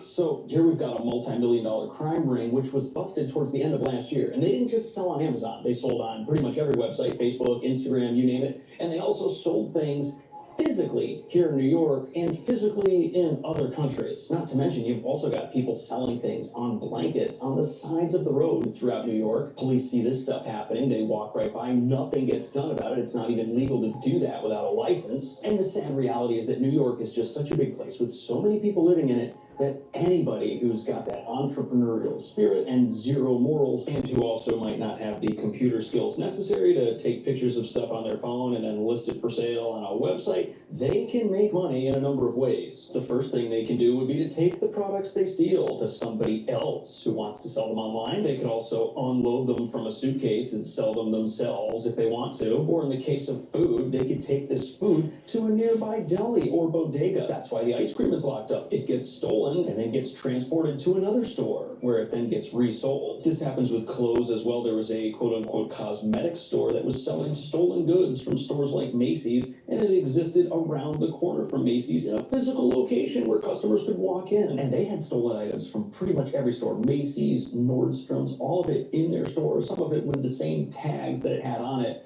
in the store that it was taken out of. And when you hear about stuff like that, and then you go to a store like this and you see things like ice cream behind bars, and when you see the vans of products parked in middle-class neighborhoods that are like miniature shopping malls that can drive away when the police show up, the full reality of New York's predicament when it comes to theft starts to emerge. It's so big, no store can stop it. And we're at a point now where anything that can be stolen will be stolen and taken somewhere else for profit. And obviously none of this security is a deterrent whatsoever, because you can have as many police and as many National Guard troops as you want. A store like this in a well-guarded area, it's still gonna have to lock things up because criminals just don't care. They know that if they wait long enough inside the store, an opportunity will arise for them to take something that's not theirs and then run off. It's terrible. And right now we've got criminals with hundreds of arrests just wandering our streets, looking for new opportunities to do the thing that they've done hundreds of times already. They're the reason a brand new Walgreens and a brand new train station still has to lock everything up, even though it's surrounded by people in full military dress. And is Amazon partly responsible for this? Absolutely. They gain new customers every single day. Somebody walks into a place like this and has to wait longer than they want to buy something that they know is already overpriced. But the reality here is that without new laws that criminalize crime once again in this city, more of our stores are going to shut down. More pharmacies this year will close just like they did last year, and there will be even less places for people to buy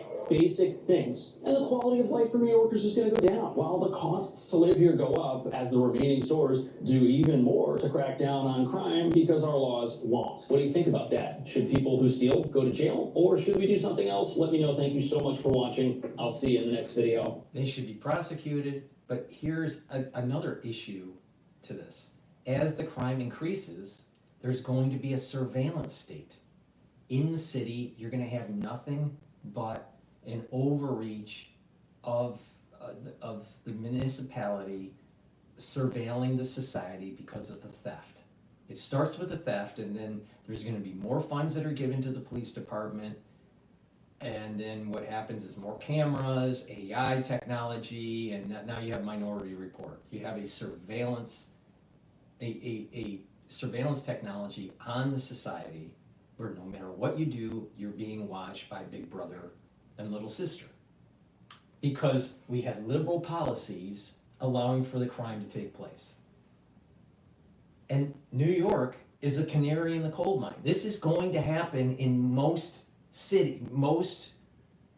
populated cities. You know, they have a decent population density.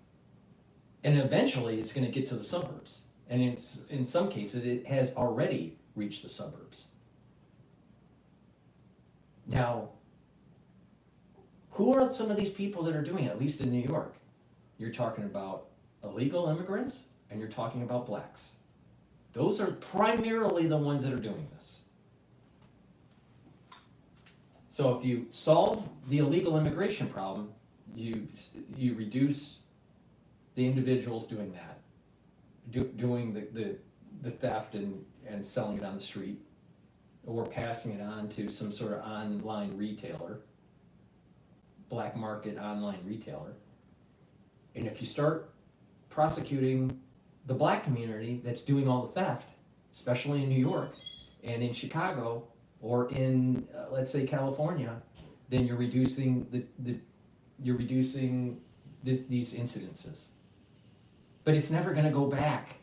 It's never going to go back to the way it used to be. You're not going to be going into a Walgreens and all of a sudden all the plexiglass is gone. It's only going to get worse.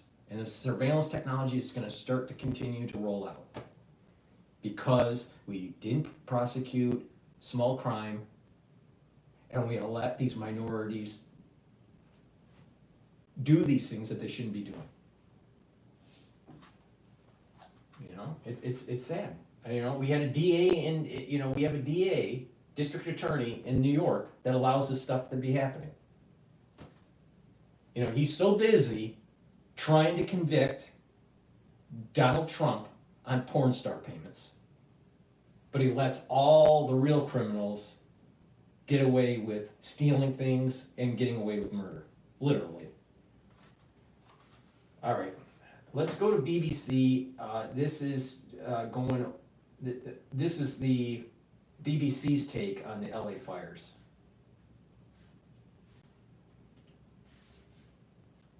And a dozen are missing after 5 days of these devastating fires.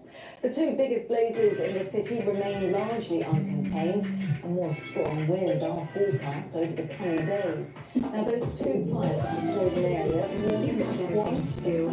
Create surveys in under a minute with AI-powered help from SurveyMonkey. Established for these fires, and firefighters have made some progress against the worst of the infernos, the Palisades fire, which has scorched nearly 35 square miles.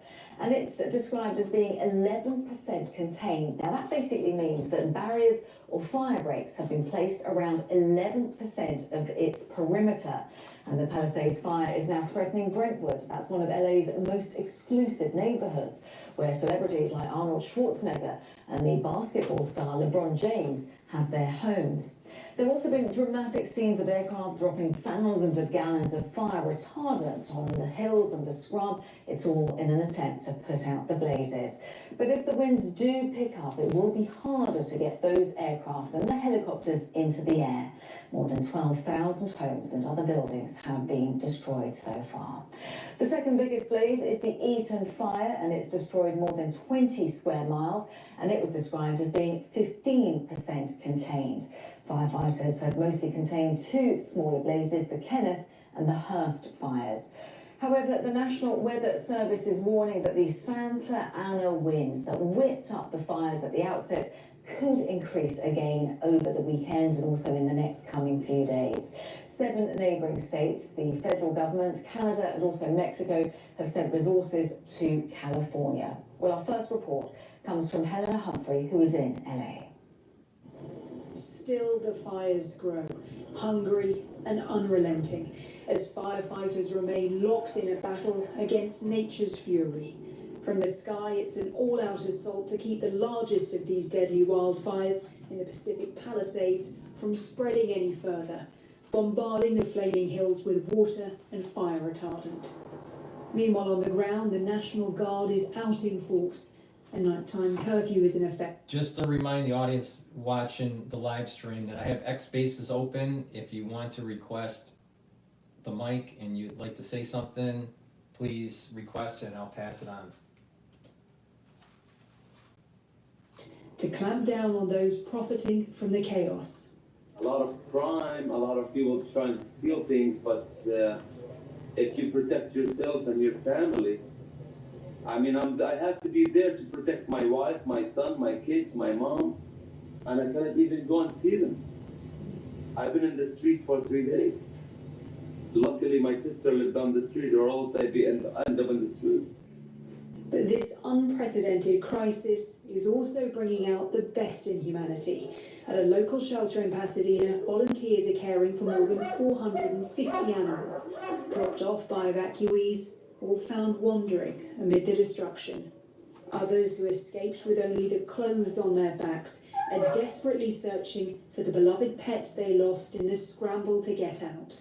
Survivors here have lost everything, entire homes reduced to rubble. And with days of winds now forecast, it's a race against time to stop these fires from spreading further. Los Angeles knows it needs all the help it can get.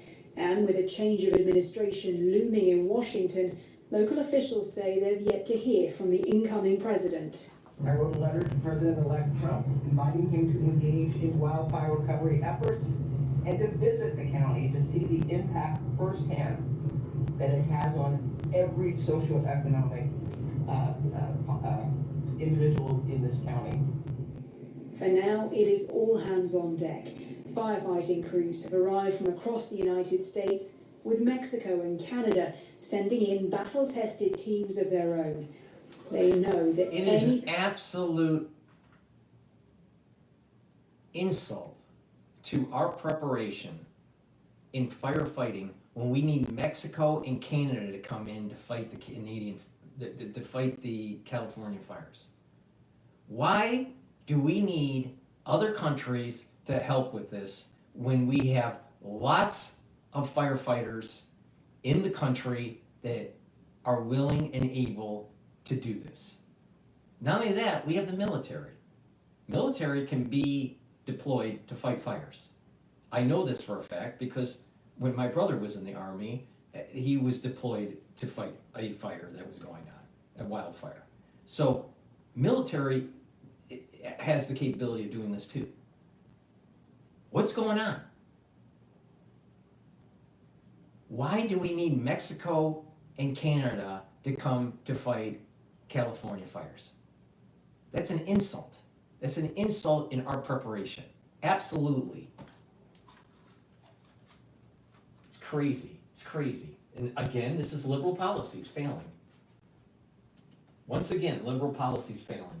In the now notorious Santa Ana winds could wipe out their hard-won progress in an instant.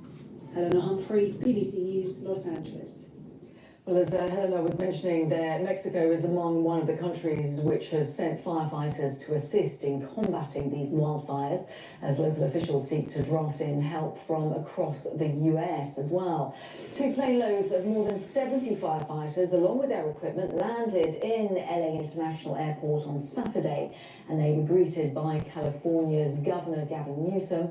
The firefighters are expected to join combating efforts within the next 36 hours. It's as if they're taking this horrific event and disaster in LA to make it seem that Gavin Newsom has some sort of international experience. So when he gets on stage for the 2028 election for the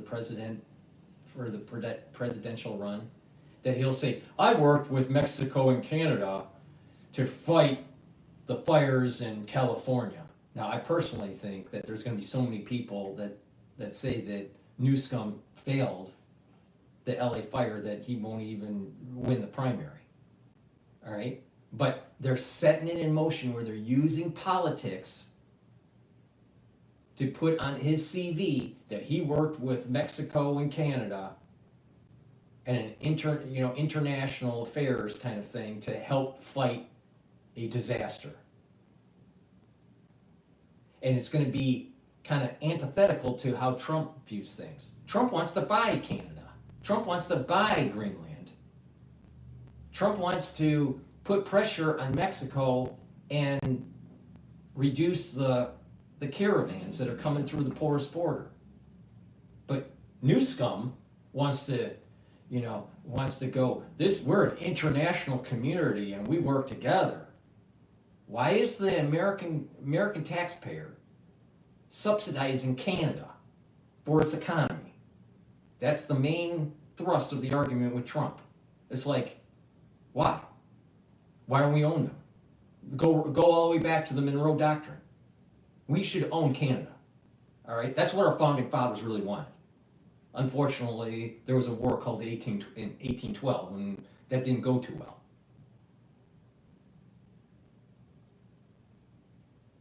But what Newsom is trying to do is, well, we're working together to fight the fires. And Trump, he demonizes our neighbors. The Republican Party is about division, but we're Democrats and we're about inclusion. So inclusive that you have DEI policies where you have a firefighting preparation plan that was an absolute positive failure. 100% failure. Gavin Newsom talked about the new health efforts. This is what friends do. This is what relationships are all about. Friends in need, being there for You know what, Newsom? You know what governors do? They prepare. And when there is an event that takes place, they have the leadership skills to get the job done. And they don't need to go to Yukon Dave and his posse in Canada to help bail you out. That's what governors do. They lead. There is no reason why America needs Canadians and Mexican firefighters. Just take a small portion of the firefighting force in just New York City and send them there. Shit, I cannot believe this. It is unbelievable. And then the way they do, the way Newsom sets up the camera angle, you got these military planes in the background, taking advantage of a situation where when they do try to elevate him towards the presidency during the primary, you'll have these clips, on the airfield where you have these military planes in the background, making him look like he's Top Gun because he's got Top Gun glasses on. I'm surprised he's not in a fighter jet garb jumping into the plane. I'll tell you, everything about these liberals is just, it's all for show. It's all for show. They take a disaster and they try to spin it that they're a leader, and they go through some polling group and some advertising group, and what's the best thing they should wear? How should they wear their hair? What kind of sunglasses should they have on? And where should the planes be in the background?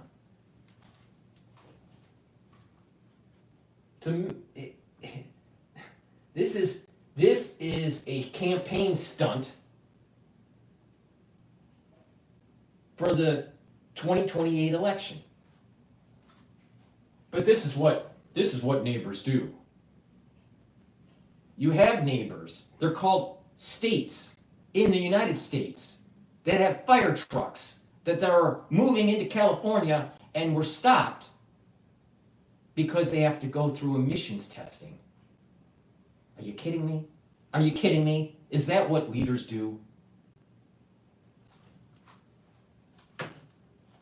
Guy's a fucking retard. We want to be there for the people of Mexico in times of need and disasters, and we're incredibly humbled and grateful that the president was willing to send the crew you see behind me. They'll be out on the lines within the next 24, 36 hours, and we're very, very grateful. Well, they're going to be joining the hundreds of...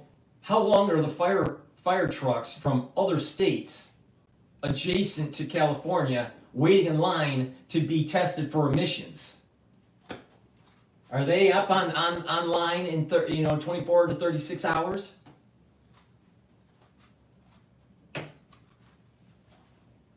Firefighters who are working around the clock to tackle these blazes. Liz Lynn is president of the LA Fire Department Foundation. It's been assisting firefighters in the area. She spoke about just how tough it's been for them. The firefighters are now on day 5 or 6. They have been there since day 1. We are normally during a fire season, which happens in the fall, very rarely do we have something in January, you see one fire.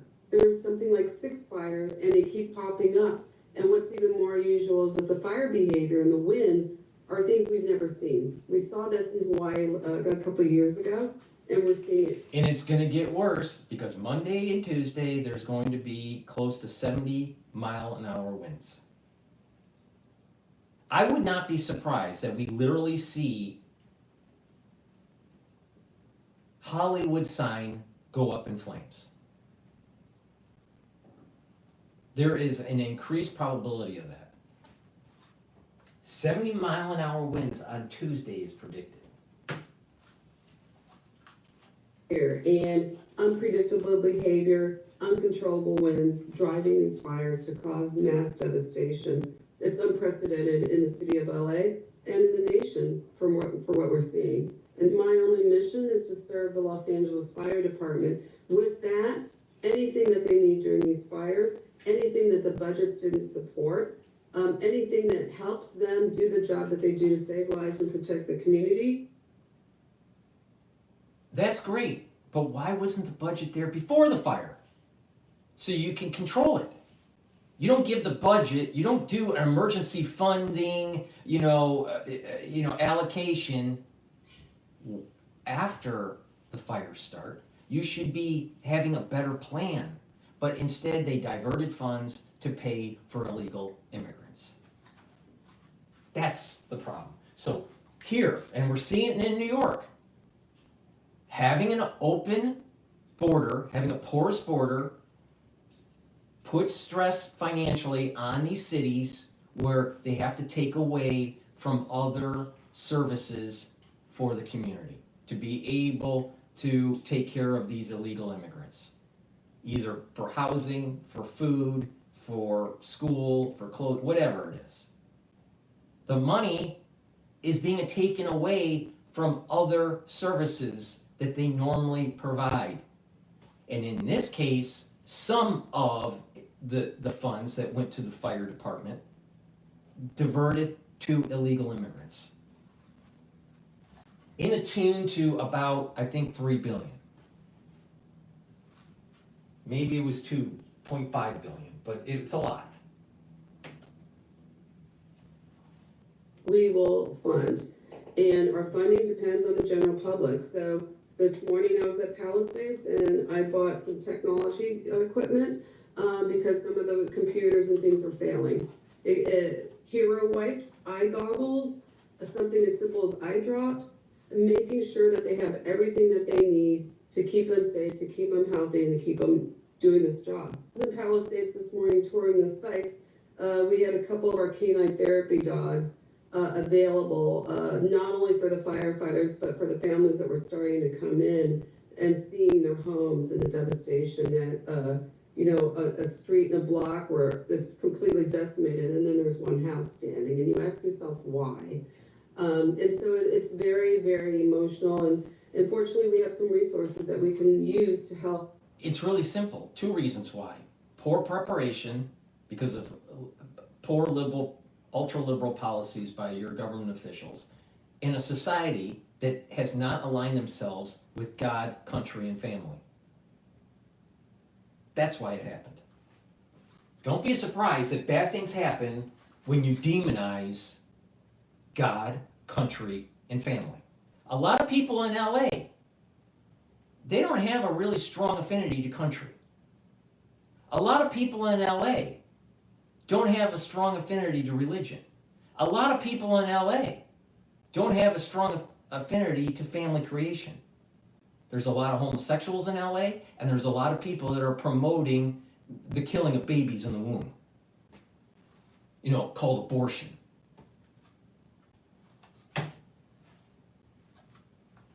Not only the firefighters, but also the public as well. Is Lynn there on the many, many challenges facing the firefighters? Well, our North America correspondent David Willis is in Altadena. He spoke to Nikki Schiller a little bit earlier. Nikki asked David about the evacuation order, which is extending into the Brentwood area. That's an area that includes the University of... This is what Ivy League universities you can get into with a 3.6 GPA. 90% of students with a 4.0 plus GPA. That's an area that includes the University of California and also the Getty Center, which is home to thousands of priceless works of art. It's a very nerve-wracking time, and this is also something that affects other less populated, but nonetheless quite busy. Why do they care about the works of art? I care about art, okay? I think culture is important, but the thing is, you have a lot of ultra-liberals that are going to the famous museums, famous artwork, and they're putting paint on it or stabbing it with a knife and tearing it apart because of global warming. The ultra-lib doesn't even care about art anymore. This is what I mean. They're going to eat their tail. I said this in 2023, after October 7th. The ultra-liberal is going to be eating its tail. After, right after October 7th, what happened? You had the implosion of DEI in front of Congress.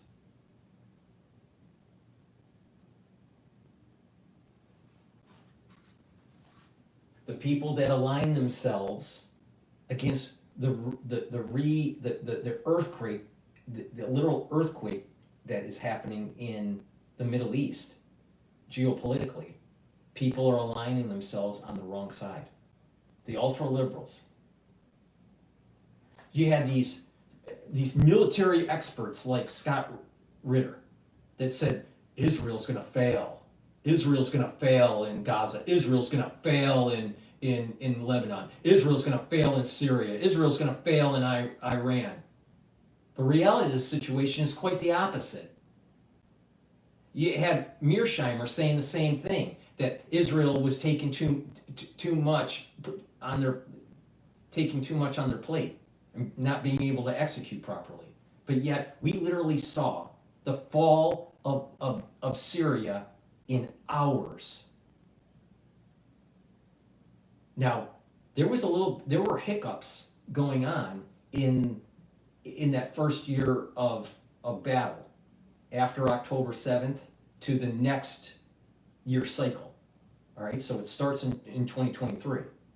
That was when the shofar was not blown. So the Jewish people were cursed for that first year. But right when the shofar was blown for the following year, what happened? Major military operations that were smooth and had very few casualties and a lot of success on the battlefield. And Scott Ritter said that wasn't going to happen. You know why it's happening? Because there's a major restructuring that's taking place in the Middle East that was said that it was going to be taking place, and it was written down for 2,000 years. But you still have all these military experts saying Israel isn't going to be able to reach biblical boundaries. They're not that far away from them already. The biblical boundaries for King David is not that far away. Now, they have some issues with Jerusalem. They have some issues with the West Bank. They have to knock out the theocratic regime in Iran. But the point that I'm making and how it parlays to LA is that the ultra-liberals align themselves on the wrong side. And don't be surprised when you demonize God. Golden Globes, I believe it was, they demonized God. What, like 24 hours later, their fucking town gets literally nuked? Is that a coincidence? I don't think so. Encino, Tarzana, and so on. It's a very, very difficult time for the firefighters because they thought they were starting to get the edge on the biggest blaze, the Pacific Palisades fire, and it was just this twist in the wind last night which caused the fire to grow 1,000 acres in size overnight. That's the sort of challenge that firefighters are up against at the moment. So we go out of the Shabbos,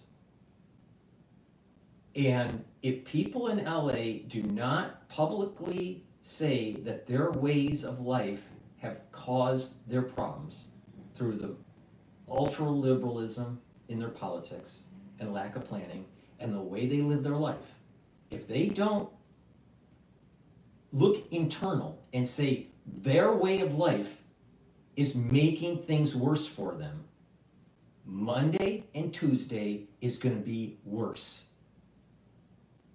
Now, there's always a chance for redemption. All right? Up to a certain point. But the thing is that they're in that phase where there can be a redemption.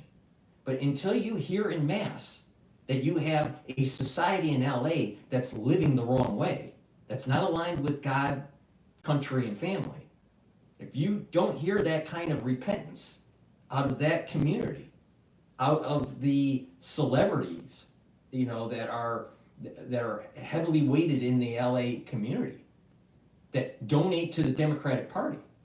If you don't hear that repentance, there's going to be worse carnage on Monday and Tuesday, because the winds are going to be 70 miles an hour. So it's going to be fueling this, and it's going to carry those ambers, and other areas are going to start going in all blaze. They need to look internally. To stop this from happening, they need to look internally and realize their way of life is what allowed this to happen. Because it is just down to the elements. Ultimately, they're bombing these fires from the air, pouring gallons of water, flame retardant and so on. You've seen pictures of that, of course, and it's having an effect, but they can only do it when it's safe to get those aircraft up in the air. And of course, as soon as the winds change, they're not able to do that. And there is a very small window, because Monday night into Tuesday, the winds are expected to pick up very violently once again, perhaps up to 70 or 80 miles an hour, almost hurricane speed winds. And that will mean that the challenge for firefighters is all the greater. Now, does this sound similar to something like in the Bible, like we're going through a series of plagues around the world because of the way mankind is? I think the answer is yes. But people will want to put on, horse blinders. Maybe they'll have cognitive dissonance and not want to realize that their way of life is a big part of why things are happening in the world. You want a blessing, you need to deserve it. If you want a curse, just keep on going the road you're going down in LA. I mean, it's that simple. It's that simple.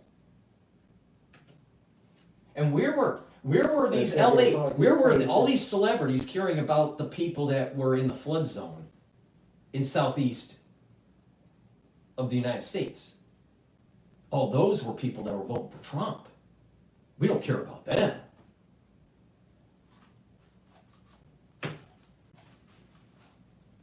Trying to piece together what happened here, what caused these wildfires. You're absolutely right. Teams with cadaver dogs due to go into worst affected areas such as this one, Pasadena, Altadena, and of course the area that was completely destroyed in Pacific Palisades. We heard today from the LA Coroner's Office that it identified 16 different human remains, and of course identifying those will be almost impossible because of the state of them. And the sheriff's deputies here have been hinting for days that the death toll could rise considerably. There was reports a few days ago of the body of a man being found in his driveway with a hose pipe in his hand.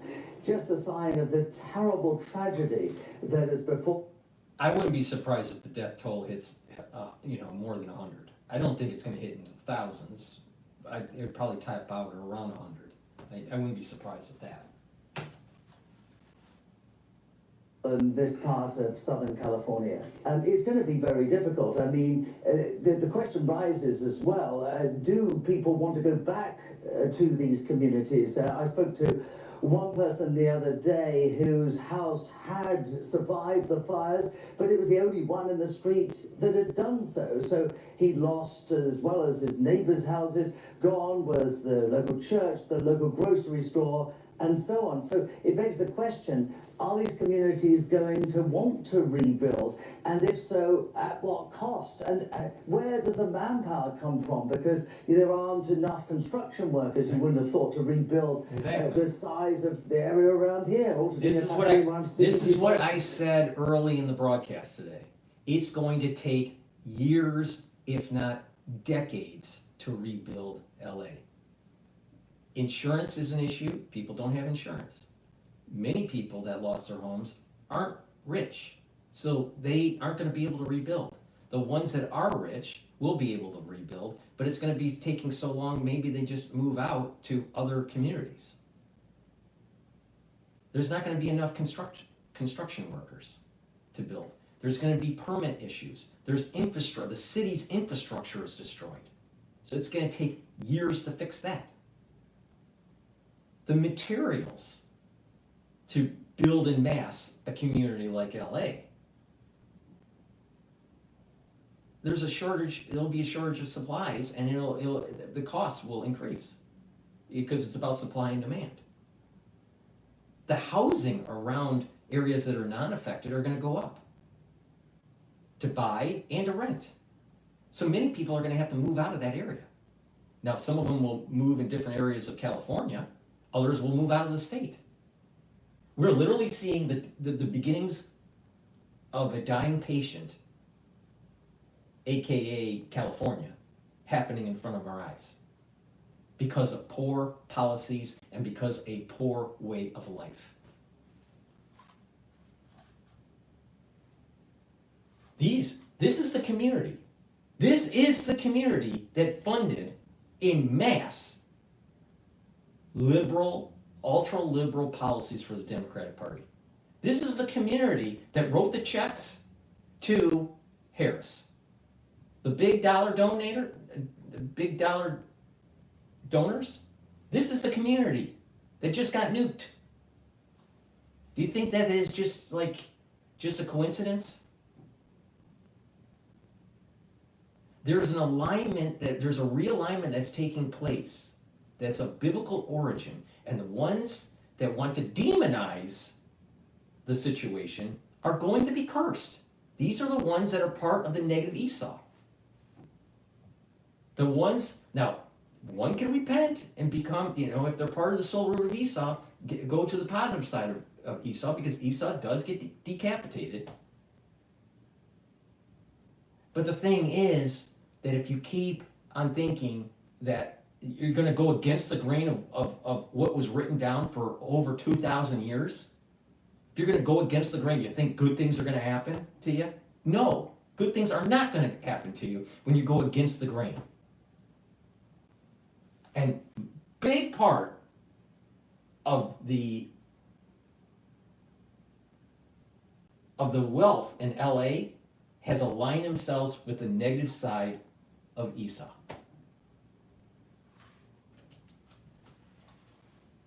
A lonely area along the coast there, so a lot of questions really, and these are questions that will be dogging officials here and residents here for years probably to come.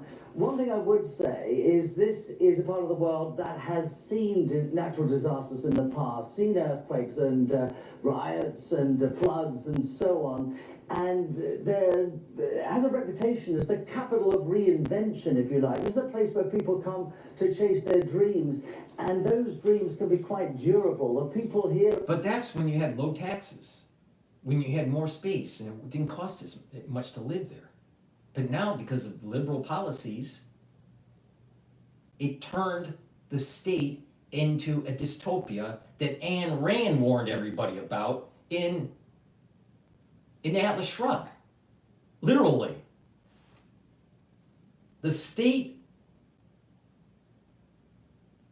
ethos that Ayn Rand was warning about in Atlas Shrugged is the epitome of California. High taxation, high regulation, incompetent government, government officials corrupt, ultra-socialism. These are all things Ayn Rand warned everybody about decades ago. And we're literally seeing California being flushed down the toilet because of liberal policies, because of a way of life that is antithetical to God, country, and family.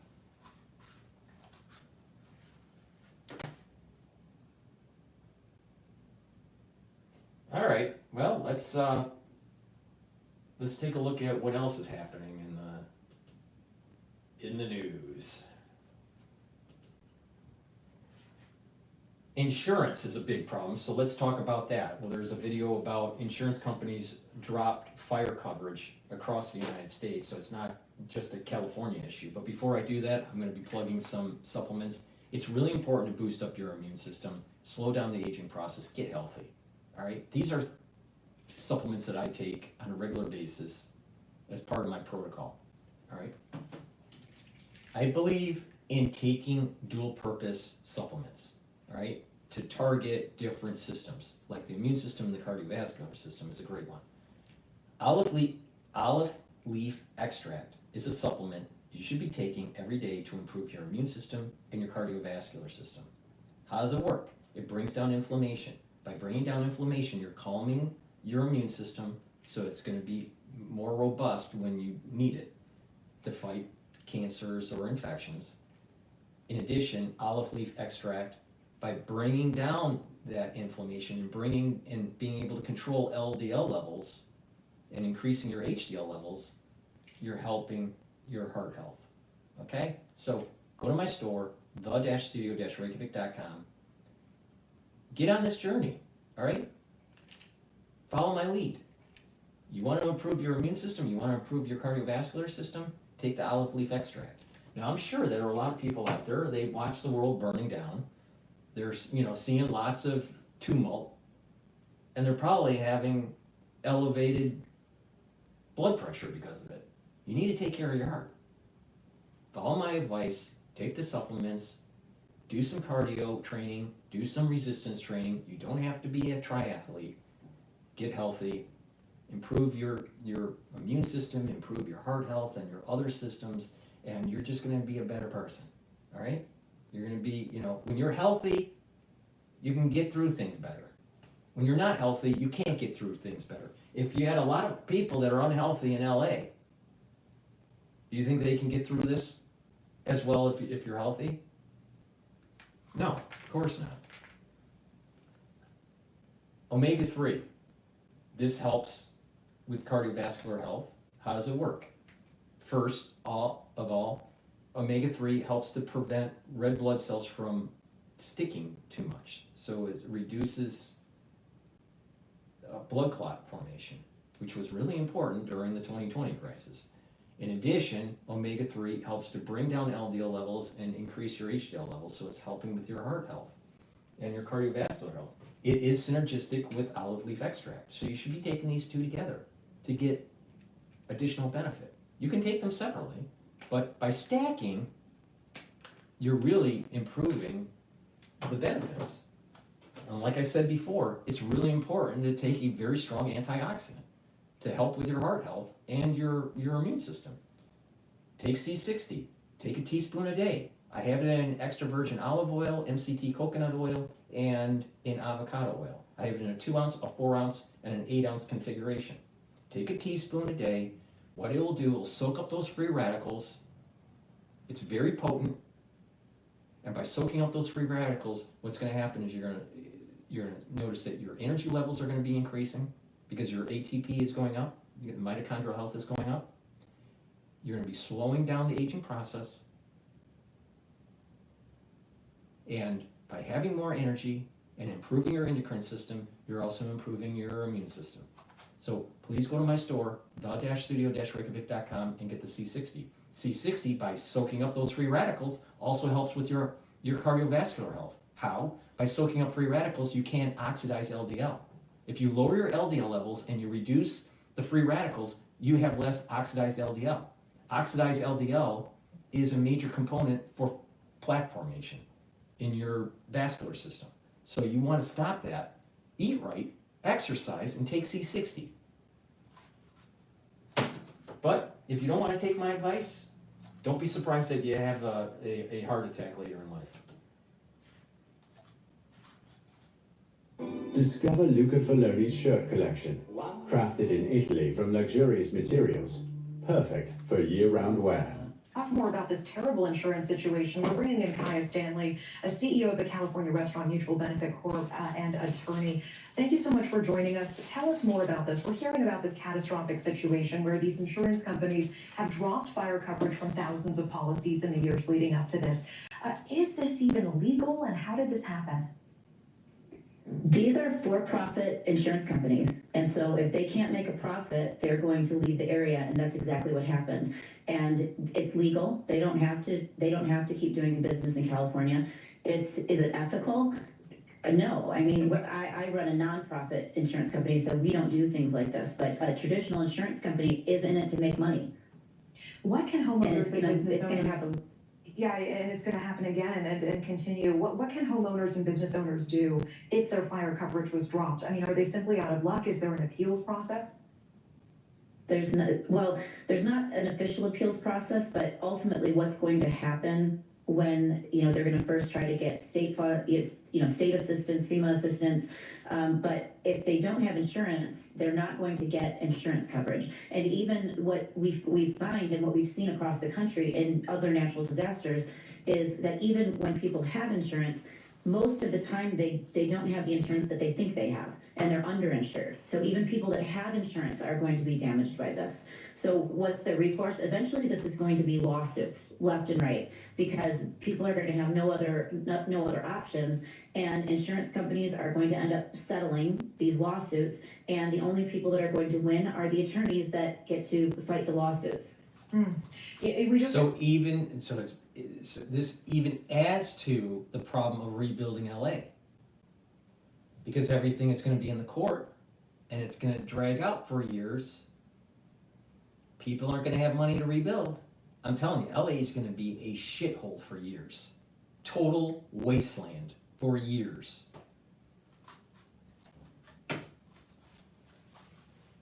Mills Hayes reporting on this. So we see California now, the state banning insurance companies from canceling or not renewing policies for homeowners affected by the wildfires for 1 year. But this doesn't help people who didn't have fire coverage or were underinsured or were dropped before this, right? No, it's like calling the fire department after the house is already burned to the ground. Right. It's too little, too late. This should have been handled before this, when that many thousands of people were dropped, in the last year. Something should have happened before this. Someone dropped the ball here.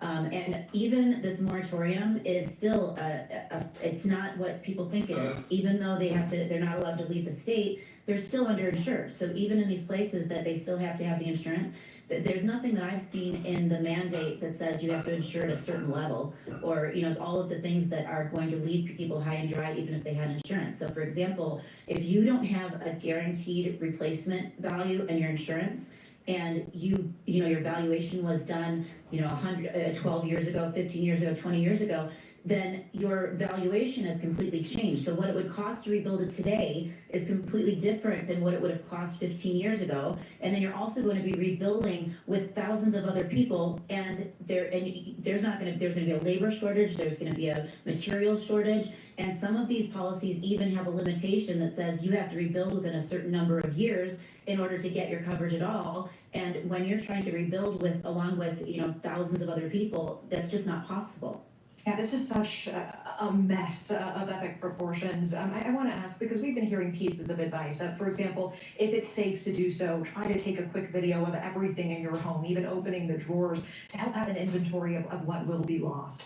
To not accept that initial offer from insurance because it's really the beginning of a negotiation. I've also heard be nice to your adjuster because they really can be your advocate. Do you have any specific pieces for advice for these residents or any Americans who will be going through something like this? It's going to be really hard. My advice for people that even if you're not in a natural disaster area, you need to go and check your coverage now. I'm a CEO of an insurance company and an attorney, and we checked our coverage when this happened, and we found out that we were underinsured. Our valuation was not correct.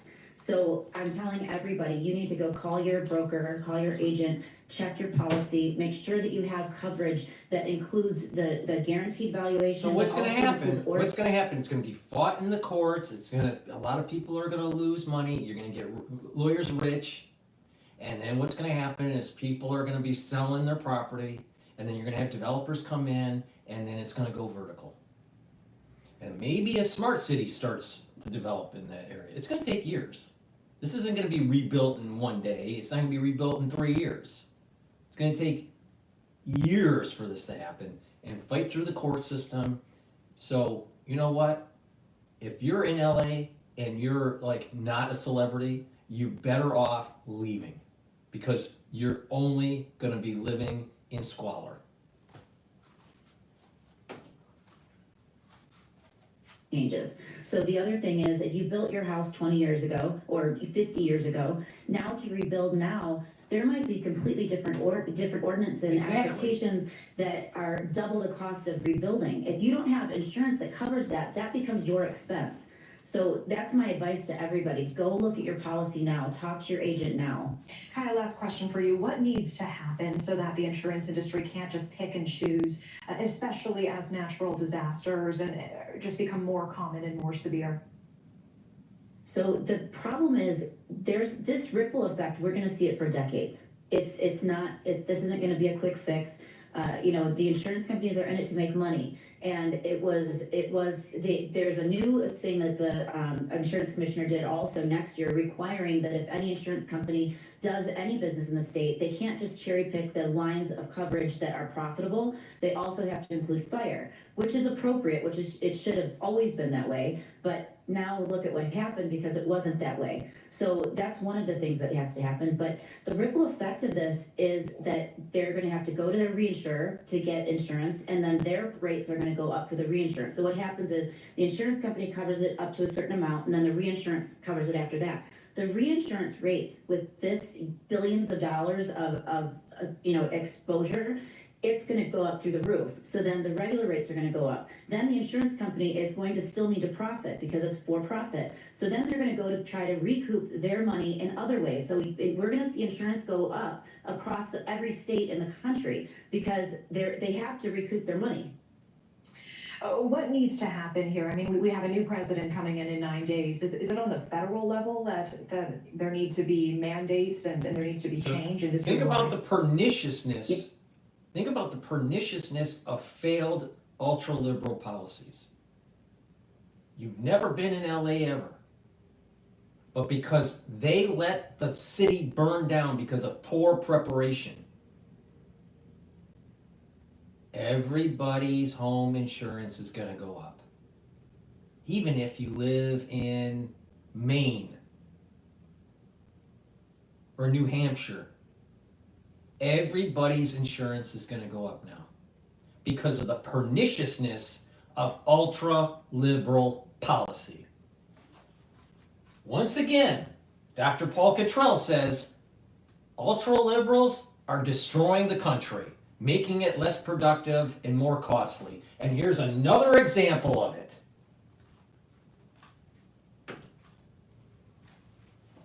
There needs to be changes industry-wide. I mean, one of the other things, there's just going to be market forces. So hopefully the federal government is going to do something to try to, assist with these.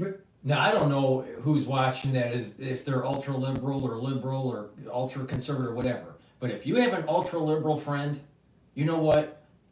Try really hard to convince them that their worldview is just wrong. Just wrong. Their worldview kills children. Their worldview destroys families. Their worldview has no appreciation of sacrifice for country. Their worldview of the ultra-liberal hates God. Hates the idea that there are certain things that one should do in one's life to be a moral person. They hate that. But their policies, these ultra-liberal policies, are literally destroying the fabric of our country, destroying the productivity of our country, and making things in our country more expensive. So, Gavin Newsom literally increased your homeowner's insurance because of failed policies in LA. Now, you won't see it right now. You may see it next year. You may see it in 6 months. Depends on when you re-up your insurance. But it's going to happen. So it's really important that you see an ultra-lib, you need to push back. That their ultra-lib policies are making the country less safe, less productive, and flushing our future down the toilet.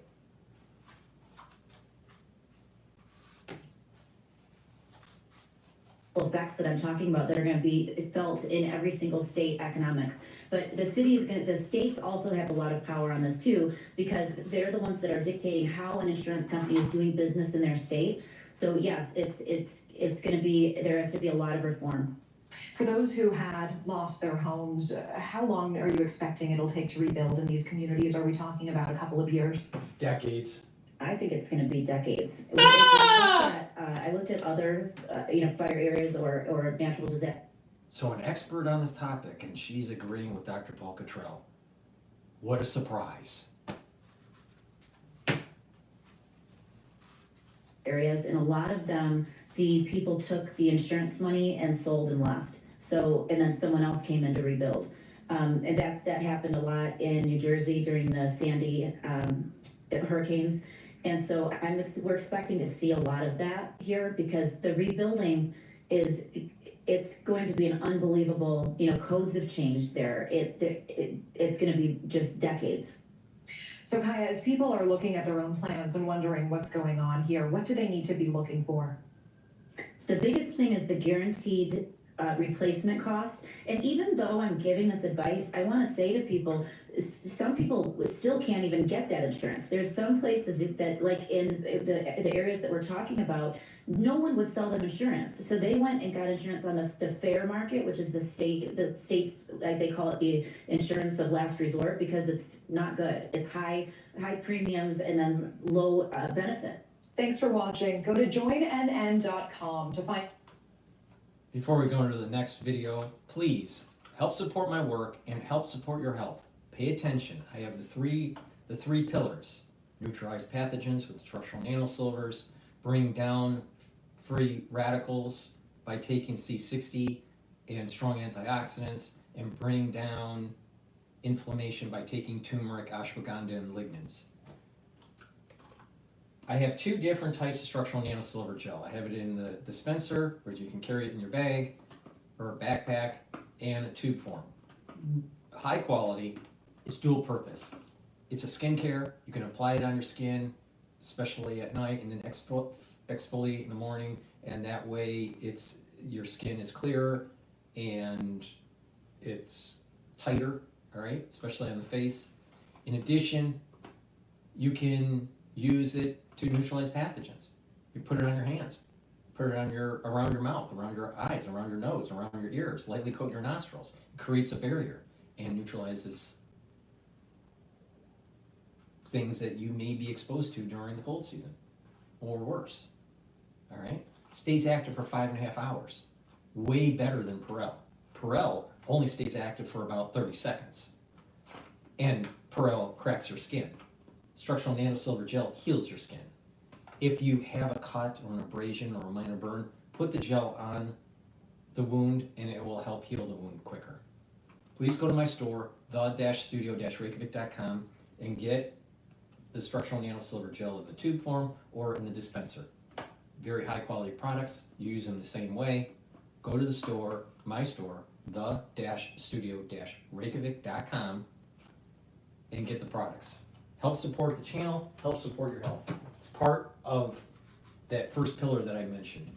Structural nanosilver toothpaste. This is the best toothpaste you can buy. Nowhere else can you get a better toothpaste. All right? Not Alex Jones, not at CVS, nowhere. Please go to my store, the-studio-reykjavik.com. Get this toothpaste. Get a few tubes for your household. This has structural nanosilver. It has no fluoride, because fluoride makes you stupid. This structural nanosilver toothpaste will whiten your teeth, freshen your breath, neutralize pathogens, improve your gum line, and with good oral hygiene, you're reducing the chances of cardiovascular disease and valvular disease. This toothpaste is the best that you can buy. Please go to my store, the-studio-reykjavik.com. Get a few tubes for your household. You're going to need it. And like I said, bring down inflammation and soak up free radicals. Lignans is a powder. You mix it with soft food or a smoothie or just with filtered water. It helps to boost up your immune system by bringing down those pro-inflammatory cytokines, soaking up free radicals, reducing stress on the cell. You're going to have more ATP, boost up your immune system, and improve your endocrine system.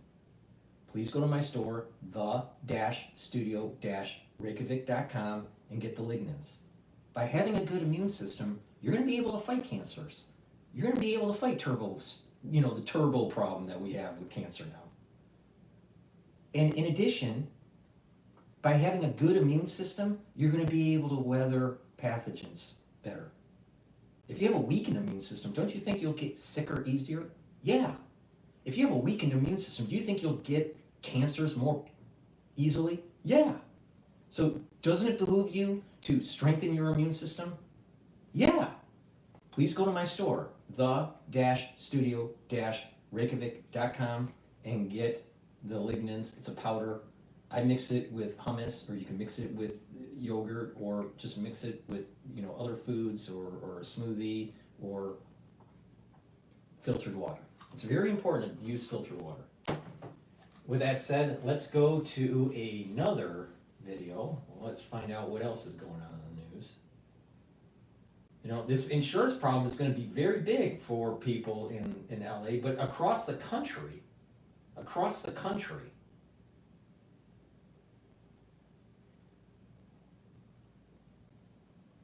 This is interesting. I want to hear about the political earthquake will come in wake of LA fires by George Will. So this is News Nation. It's a short video. Have you seen this? It's absolutely insane. Look at the presentation on what's inside this can. All other canned tuna brand. Thousands of families watched their American dream burn to the ground on live television. The fires killed 5. That number will go up. Insurance companies will pay tens of billions of dollars in claims, which means rates for all of us around the country will go up. So now is exactly the right time to ask hard questions. And the stonewalling tells us everything we need to know. The utter destruction in California is the predictable result of policies and politicians that have prioritized all the wrong things and got in their way. George Will is here, News Nation senior political contributor, Pulitzer Prize winning columnist. Good to see you, sir. Fairness check. Am I being fair in that analysis? You are, and there's going to be an earthquake coming in California, the big real earthquake every once in a while. I mean, we built a major metropolitan area in a desert on a tectonic. We're risking things. You ask for trouble, but there's going to be a political earthquake from this later. Let me Government is so busy. Yeah, there's a problem with the video here. Let me just recycle it. Hopefully it'll work. Watch their American dream burn to the ground on live television. The fires killed 5. That number will go up. Insurance companies will pay tens of billions of dollars in claims, which means rates for all of us around the country will go up. So now is exactly the right time to ask hard questions. And the stonewalling tells us everything we need to know. The utter destruction in California is the predictable result of policies and politicians that have prioritized all the wrong things and got in their way. George Will is here, News Nation senior political contributor, Pulitzer Prize winning columnist. Good to see you, sir. Fairness check. Am I being fair in that analysis? You are, and there's going to be an earthquake coming in California, the big real earthquake every once in a while. I mean, we built a major metropolitan area in a desert on a tectonic fault. We're risking things. You ask for trouble in this naughty world, you get trouble, but there's going to be a political earthquake from this later. The California government is so busy micromanaging life, from algebra classes in schools to the names of the schools, you know, just protecting endangered species, doing all these things. And people are going to say, can we get the basic things right? Public safety, basic elementary. The fire hydrant's working. Adam Carolla, of all people, the comedian, had some thoughts on the political earthquake. Take a listen. All these people who were deep blue Democrats are now going to have to pull a permit to rebuild. And they're going to get the 28-year-old bitch from the Coastal Commission telling them to go f off. And then they're going to vote for Trump or whoever's Trumpian next. California really is not going to go red. It's not going to go red, but in presidential elections. But this is a tremendous opportunity for someone. And if Kamala Harris thinks that she can now, with her funding base and her name recognition, waltz into Sacramento as governor of California, she might want to think again. Well, that's an excellent point in terms of what her priorities are. Famous line from Joe Biden, right? Show me your budget and I'll tell you your priorities. We can see it. They were not testing fire hydrants because they didn't have the money, but they kept their DEI office and other things. There is going to be a special session of the California State Legislature in the coming days, not to deal with the wildfires, but to authorize more money to fight Donald Trump. The problem with the liberal is basically this. They have social policies where they're not funding important infrastructure or important emergency capabilities such as fighting wildfires in LA. They give it to illegal immigrants or, you know, having needles for drug addicts on the street or whatever. And then all of a sudden, a big event happens like the fires in LA, and they want to socialize all the risk. They want to socialize their failed policies, their failure in governance, and now everyone's going to have to pay. No, these people need to be held accountable. Newsom not only should not elevate to the presidency through the primaries in 2028, but he should be thrown out of office. He should be rejected by the people of California through a recall. Total failure of governance. What is going to be the consequence? You said one for Kamala Harris, but for Gavin Newsom. This is really just the last straw, but there's a mountain of straws about his record in California that has produced this enormous flight away from California. California, after the 2030 census, is apt to lose 4, perhaps 5 electoral votes, 5 congressional seats. Leland, this is, for the first time ever, California, since the 1840s, is losing population, and it's not just losing it, it's hemorrhaging population. People vote with their feet, and I think we're seeing Donald Trump, of all things, seeing weakness, and that sort of nothing excites him more than that of Gavin Newsom, and he's piling on. Thanks for watching. Go to joinnn.com to find News Nation. Let's take a look at some other news here. What's going on? I want to get Victor Davis Hansen's take on the catastrophe in California. You know, he's an intellectual, and I think it's important to get his perspective. But before we do that, please help support my work and help support your health. Get the supplements that I take. If you follow my advice and you stack it, you're going to be able to improve your health, okay? Digestive enzyme complex is really important. When you get older, your pancreas health declines. I don't care if you're healthy or not. Everyone's pancreas declines with age. Everyone's. Taking digestive enzyme complex reduces the load on the pancreas when you eat. Your pancreas produces enzymes so it can digest. Those enzymes break up carbohydrates, proteins, and lipids. But when you get older, your pancreas isn't producing those enzymes in large enough quantities. So taking digestive enzyme complex to help break up the foodstuffs, reduce the load on the pancreas is really important, especially if you're 40 plus. If you work out, you're an athlete, either young or older, it's important to take digestive enzyme complex to fuel your body, reduce the stress on your pancreas, and be able to break up your foods and to be able to pull those nutrients into your system. So please go to my store, the-studio-reykjavik.com, get the digestive enzyme complex. This has bromelain in it. Bromelain is important as an enzyme to break up clots. This is the reason why I said back in 2020 crisis to take digestive enzyme complex to break up clots. In addition, there's proteolytic enzymes to break up glycoproteins, like spike proteins. So I think it's really important that you have this in your household because you're going to need it. You're going to need it for your pancreas and your overall health, but you're going to need it even during the cold season.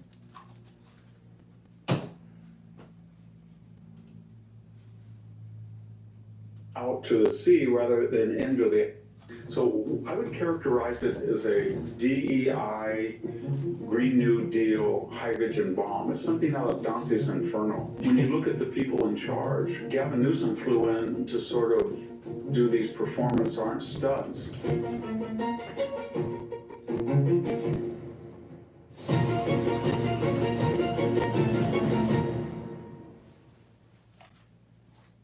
Hello, this is Victor Davis Hansen for the Daily Signal. I'm here in California. I've been a lifelong resident of the States, 5th generation to live in the same house.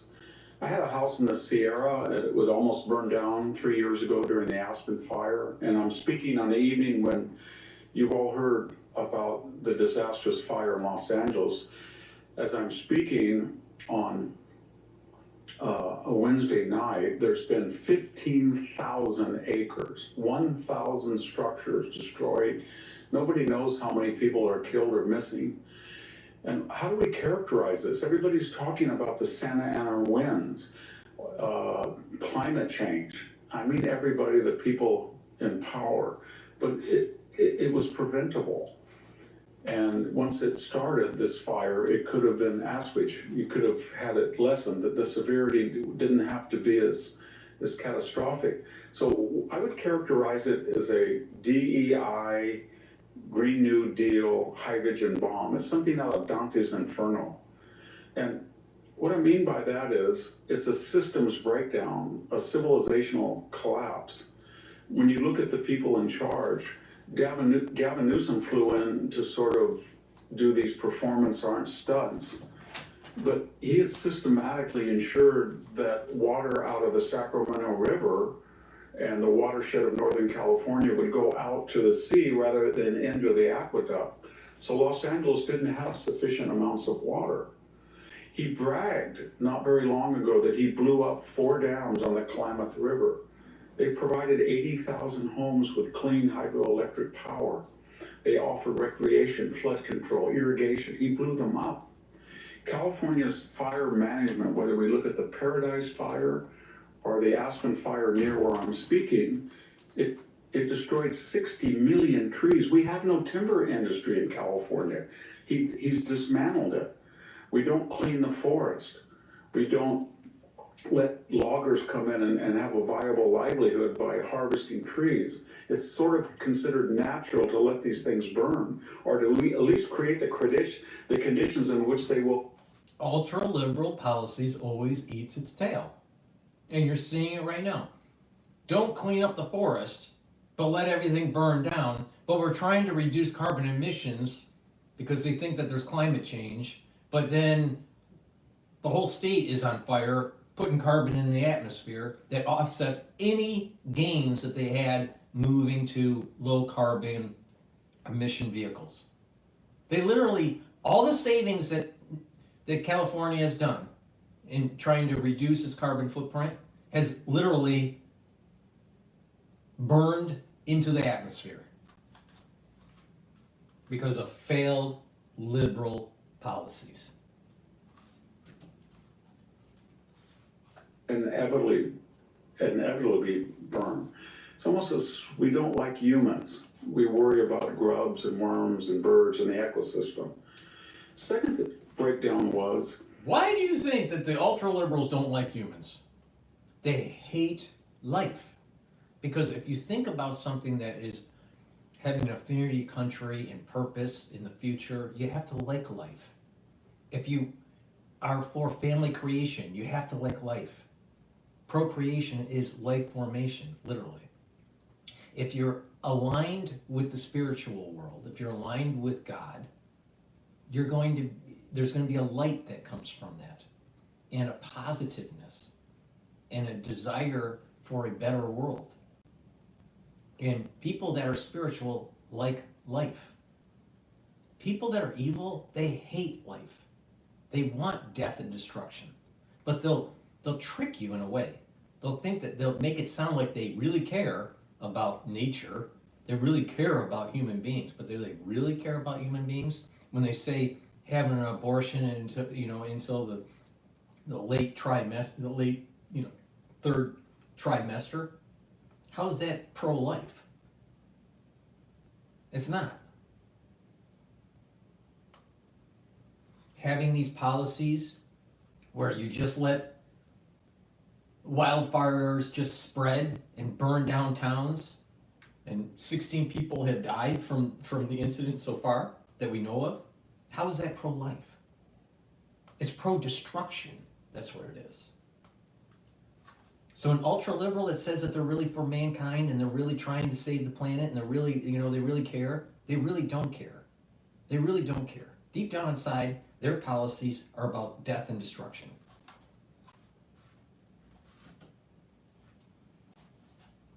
The mayor, Karen Bass, was in Africa. You tell me why the mayor of the third largest city in the United States at fire season went. Because it's about Black constituency and, playing to that whole minority world. All right?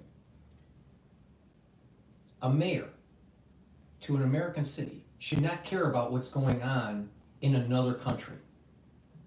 They should care about the problems that are happening in their city. Now, in LA, there's a lot of problems that are going on. The biggest one right now is Dante's Inferno. But even before Dante's Inferno, you had the drug problem, you had the homelessness problem, you had the illegal immigration problem, you had a housing crisis, cost of living crisis. Believe me, there was a lot on her plate. She didn't need to go to Africa.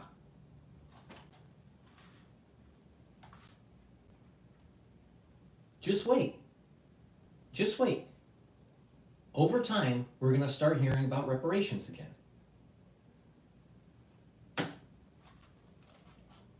She had been warned and warned for days on end that the Santa Ana winds were up to 100 miles an hour in the evening, and there was a danger of fire. And she goes off to Africa for the inauguration of the president of Ghana? With all due respect, Mayor Bob, who cares? You have an obligation to the 6 million people of greater Los Angeles. Right. So, and then we have the fire chief. I don't really care that she's LGBTQ. I don't care any of that. All I do care is her emphases. She's been bragging for the last 2 years that her goal was to make sure it was diverse and inclusive. That can be good if it's competent. But when you announce that 70% of your hiring will not be meritocratic, but will be based on diversity, equity, inclusion, then you're not putting the interest of your constituents first. There were not even enough, there wasn't enough. This is a problem with DEI, and you see it in corporate, you see it in the school system, all right? You see it in academia. With DEI policies, when you get the bitch boss in, the bitch boss promotes other bitch bosses. Now, that's not a really political way of saying it, Dr. Paul Cottrell. So let me rephrase it. That is a little bit more PC oriented, all right?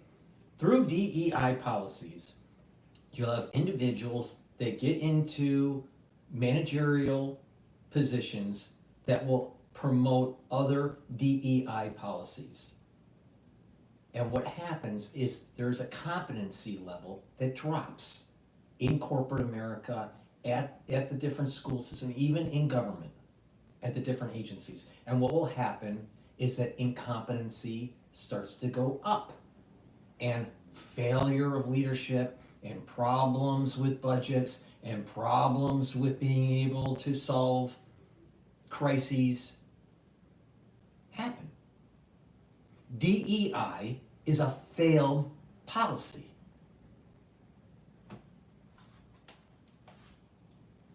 In a non-PC world, the bitch boss makes the problem worse.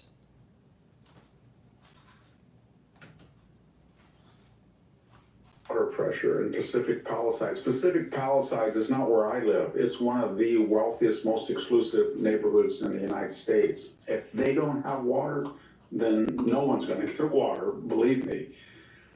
There's not enough insurance. There were famous actors that didn't have insurance. Why? Because this industry is overregulated.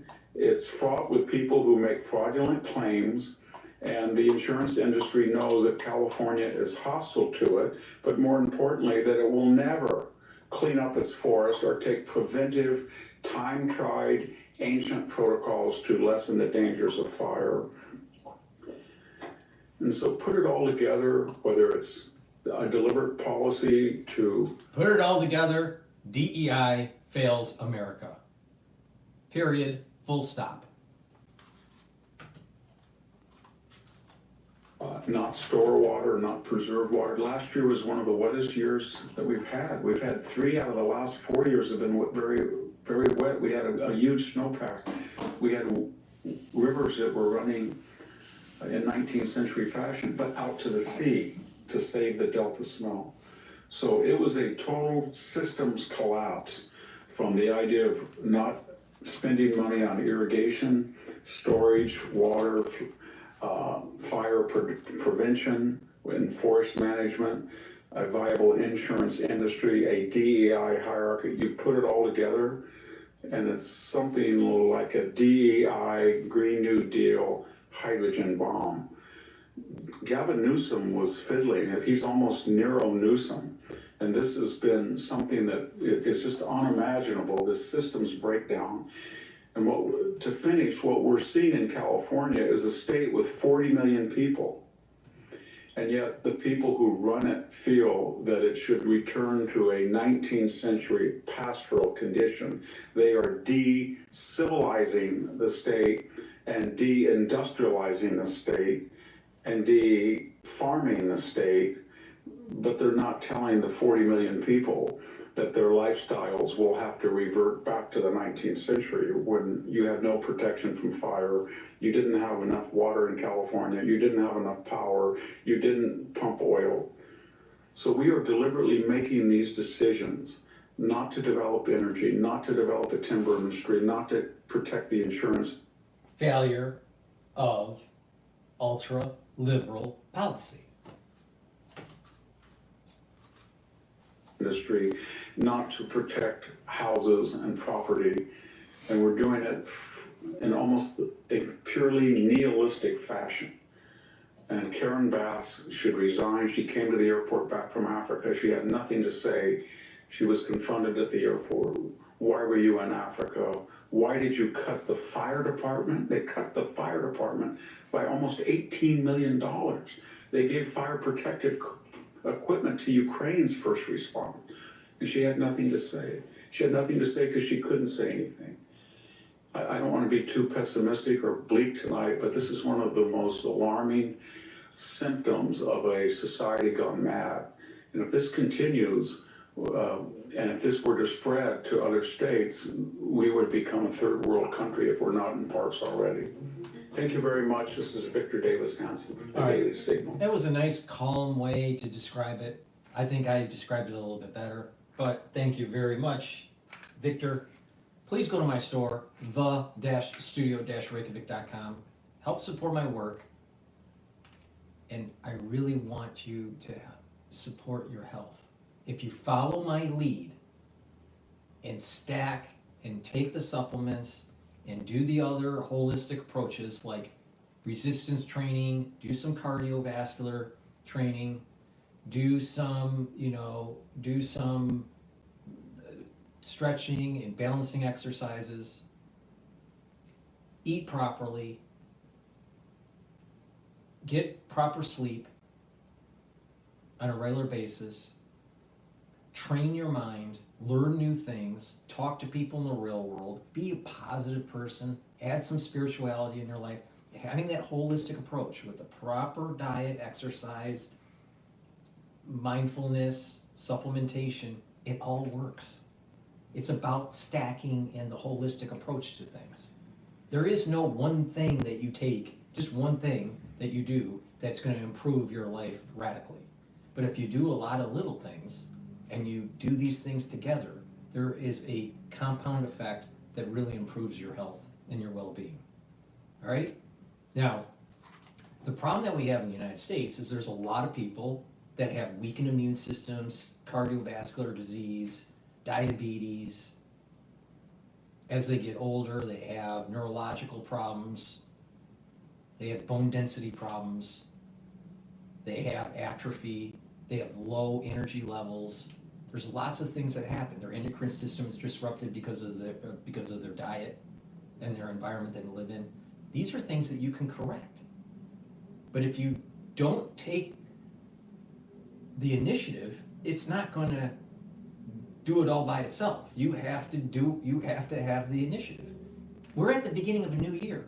If you just follow my advice and do a holistic approach, you don't have to do everything I do, but if you do many of the things that I do, you're going to really improve your health. And you won't need to be on pharmacopoeia when you get older. Most people that are on diabetic medications like metformin, you don't need to be on it if you take care of your health. You do this holistic approach. Most people that are on heart medications wouldn't need to be on heart medications if they did this holistic approach. Most people that have hyperlipidemia, they don't need to be on a statin if you follow my approach. There are many things that you can do to mitigate a lot of the diseases that are happening in the United States. Because a lot of the diseases that are happening in the United States are self-induced. Now there's some that are not self-induced. That's a different story. But the far majority of the people don't fall in that category.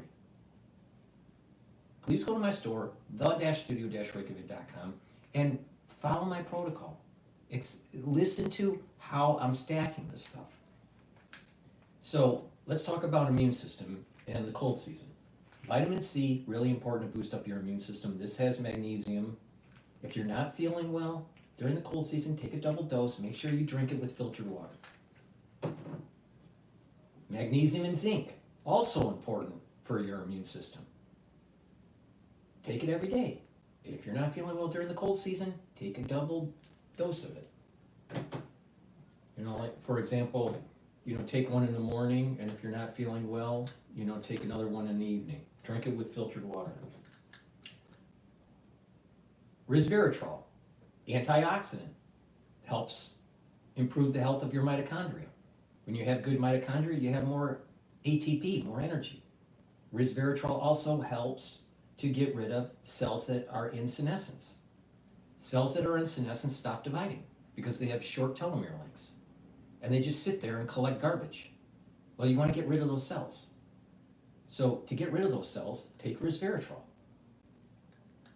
This stacks really well with other antioxidants like C60 or ubiquinol or NAD+. So stack it with those supplements as well. I have been taking resveratrol for decades, and I don't look like Alex Jones. I wonder why. Vitamin B complex, really important for mitochondrial health. If you've been listening, a lot of the vitamins that I've been focusing on have been about improving your mitochondrial health. You need ATP. When you get older, your ATP goes down. When your ATP goes down, everything else goes down. Your endocrine system, your exocrine system, your immune system, everything goes down. Boost up your mitochondrial health, you'll have more ATP. When you have more energy, guess what? Other systems start to improve. Also, vitamin B complex helps with cellular metabolism.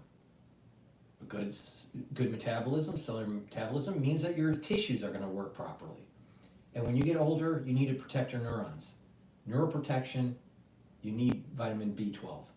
Please go to my store, the-studio-reykjavik.com, get the vitamin B complex, and get healthy. It's really important. Now, lastly, before we go to another video, I take Max 35 every day. I take a teaspoon a day. If I'm not feeling well because of the cold season or whatever, take a tablespoon or 2 a day. All right? Basically, what you do is you just put it in your mouth, swish it, and gargle 30 seconds or so, and then swallow. What will happen is it will neutralize pathogens. It will maintain that mucosal lining for your epithelial lining in your oral cavity. You're improving your oral hygiene, and you're boosting up your immune system. This is a great supplement, taking it every day. It's part of one of the 3 pillars that I mentioned before. Neutralize pathogens with structural nanosilvers, soak up free radicals with C60 and other strong antioxidants, and bring down inflammation by taking turmeric, ashwagandha, and lignans. And when you do that, you slow down the aging process and you're boosting up your immune system. Okay. Let's take a look at what else is going on in the news. Now, obviously, the fire is dominating the news. Attorney calls for LA Mayor Bass resignation in a heated interview. Blame game.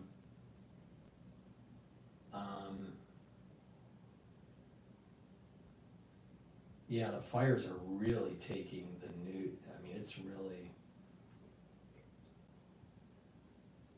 Let's do a live. Let's go to live now and see if there's anything there. working with our civilian counterparts in support of fires in Southern California. Also, something that kind of brought back memories is when they said they're mobilizing 500 Marines or are going to have 500 Marines come up here and do fire suppression. I worked that mission very extensively. It does take days to do it because they have to be equipped. They even have to get new boots that they I can wear remember firefighting. back in the early '90s, there was fires that were going on on the West Coast, and my brother, who was in the Army, that was deployed for fighting fires when they needed it. So it does happen. I mean, you know, and I'm surprised that they haven't deployed the military to help. They get shipped down from Idaho, so there's a lot that goes into doing these things, but it's an amazing operation. It just takes a little bit of time to get underway. You don't want to put people unnecessarily into harm's way. Yeah, and of course the winds are cooperating more and allowing those water drops to happen, because I know necessarily it isn't that the aircraft can't fly in really turbulent weather. I know that's not ideal. It's just that it can sometimes be pointless because the load will be lost and sprayed. In other words, it doesn't hit their targets. Right. That's a big challenge. Now, I will say one thing is that over the years, the optics, the sensor systems that they use in the aircraft are so much better than what they used to be. The old days where they literally do eyeball lining up, that's a long time ago. Now they use forward-looking infrared radar. They have other sensors they can use in the aircraft. Their positional data is so much better because of GPS and some other things that they do that they literally can.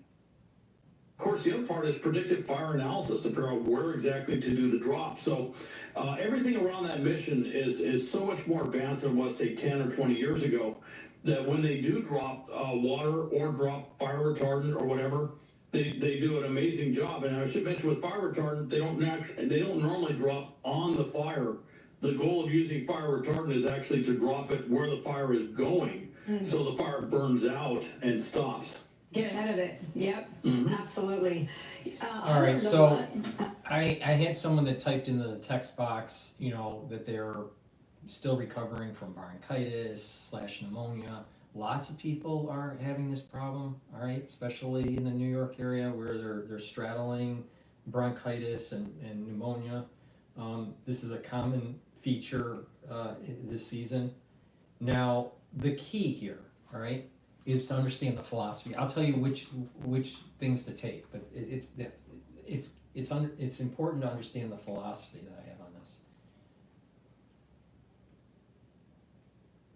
People need to really focus on improving their immune system, and it goes back to those 3 pillars, all right? And then you put other supplements, and I'll tell you what those supplements are. You have to neutralize pathogens through structural nanosilvers is the first pillar. The second pillar is strong antioxidants. And the third pillar is to bring down inflammation.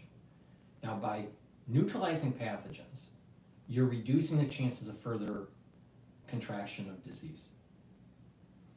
By soaking up free radicals with strong antioxidants, what will happen is that you are reducing the stress on your cells, and so the cells and the tissues will perform better and be able to fight infection.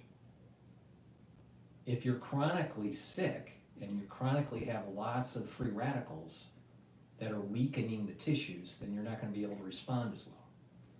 And also bringing down those pro-inflammatory cytokines and bringing down chronic cortisol levels and high glucose levels. By bringing those down, you're reducing inflammation that allows your body not to be chronically inflamed. So that's the 3 pillars. Now, specifically, you know, because of going through the cold season, you want to boost up your immune system and be able to kind of help heal your body if you have gone through something. All right, I have these boxes. They're called the anti-Fauci boxes. All right, I have them in 3 different price points. So there's the anti-Fauci box, there's the advanced, and there's the deluxe, depending on the price point. Okay, and so it's building around these 3 pillars that I told you about. Neutralize pathogens, bring down free radicals, bring down inflammation, but there's other things that help to boost up the immune system.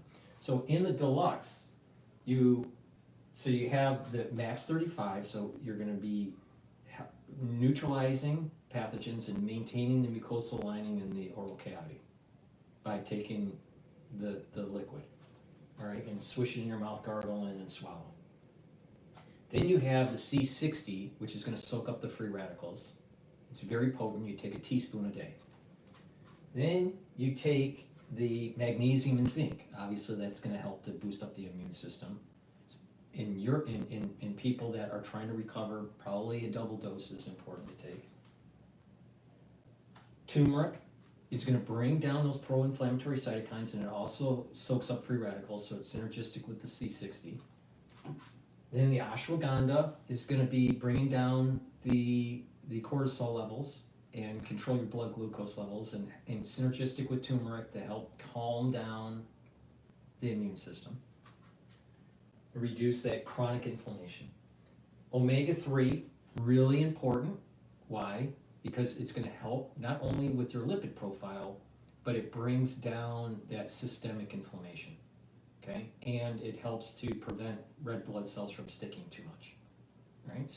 So omega-3 also helps with that systemic inflammation reduction. The digestive enzyme complex, really important, not just to help with your pancreas, but like I said, the digestive enzyme complex has proteolytic enzymes in it. And those proteolytic enzymes will help to break up glycoproteins. Glycoproteins are on pathogens. And the lignans, it's synergistic with C60, it's an antioxidant, it'll soak up those free radicals to help improve the tissue, but it also brings down inflammation, so it's synergistic with the turmeric and the ashwagandha. That's the deluxe, all right? And the other box is either the Fauci box, anti-Fauci box, or the anti-Fauci advanced box. Has less product in there, but those are the things that you need to really kind of heal your immune system over time. Now, when it comes to bronchitis and pneumonia, it's really important to realize that when you get sick, when it's benign, when you get a sickness and it's benign, and and it's mild, and you only have it for 5 days and it clears, all right? It takes about 3 weeks after the clearing for your body to reach pre-sickness levels. It takes weeks for the cells to heal. If you start having a more problematic pulmonary problem, it takes additional weeks. So something that ends up being, let's say, a bronchitis or pneumonia will take literally months to heal the damage, depending on how much damage.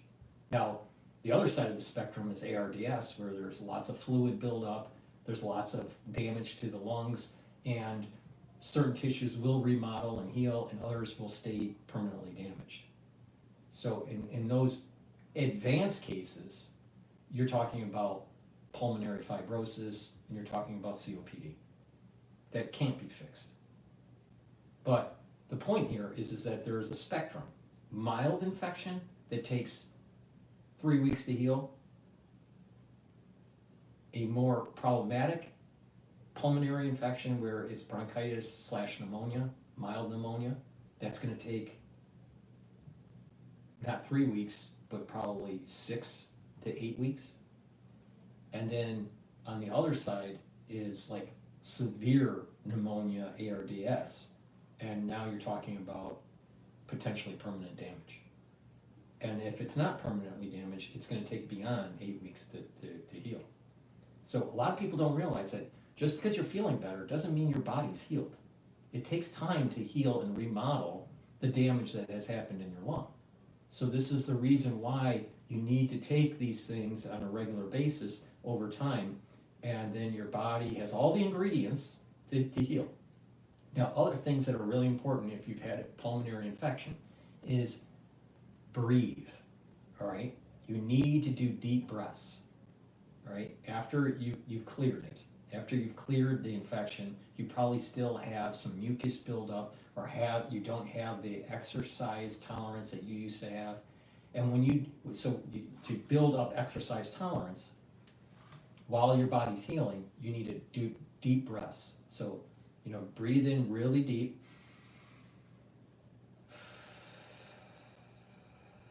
And exhale. And by doing that, about 20 times, maybe a few times the day, you're going to start, helping getting your what you're basically doing is you're forcing air into your lungs and you're forcing air out of your lungs.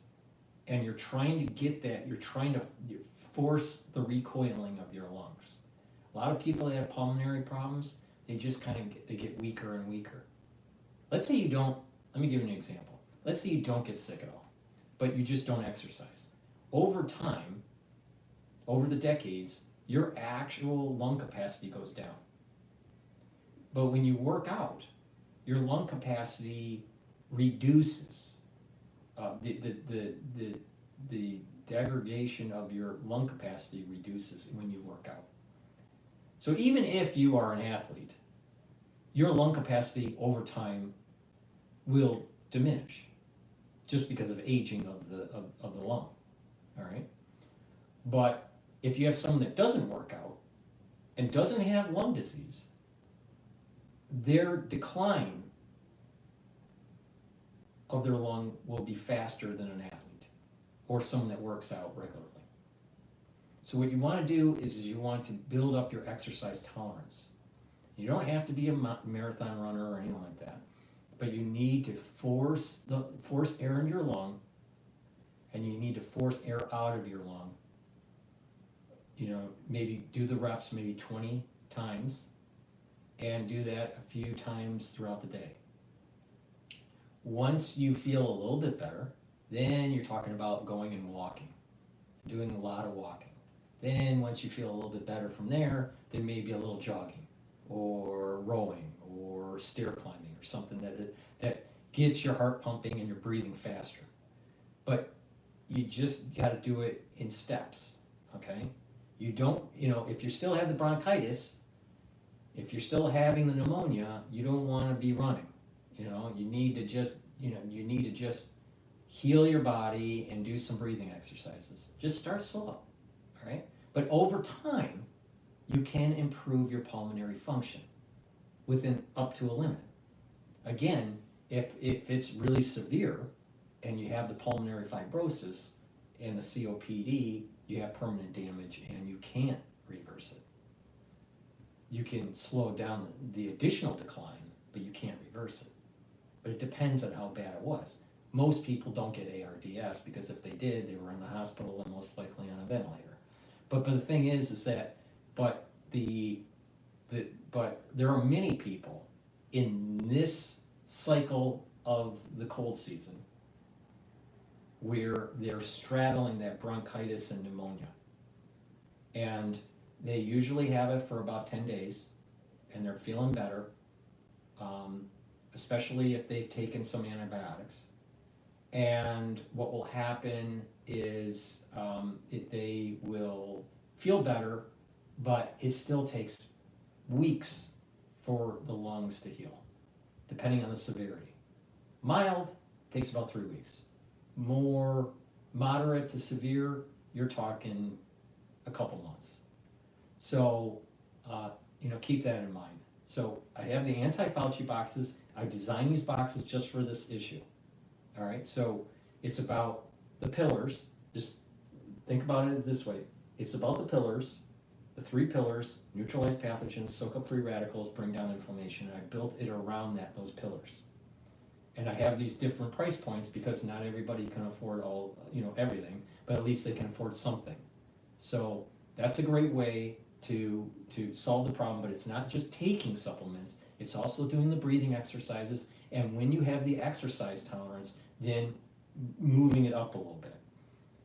Walking or jogging a little bit, depending on wherever you are with your pulmonary function. Because some patients have, different pulmonary functions. So you don't want to overdo it, but you need to get your lungs recoiling. You need to get the lung, view it as by forcing the lungs to work, you're actually improving your pulmonary function. So hopefully that will help you.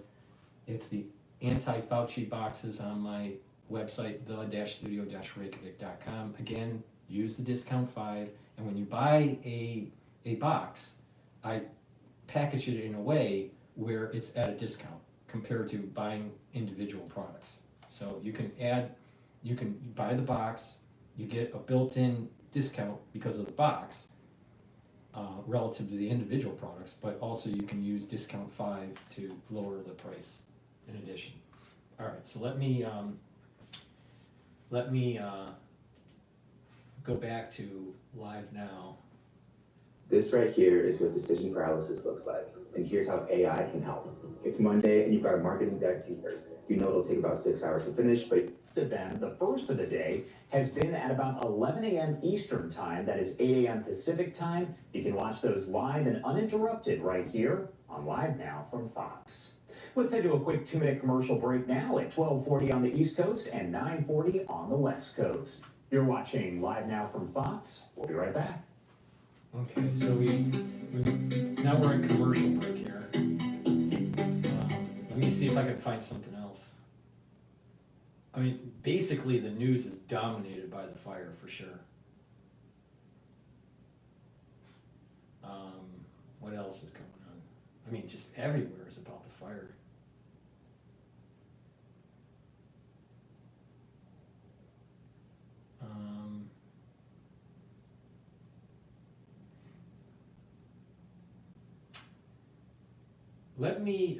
Oh, this is interesting.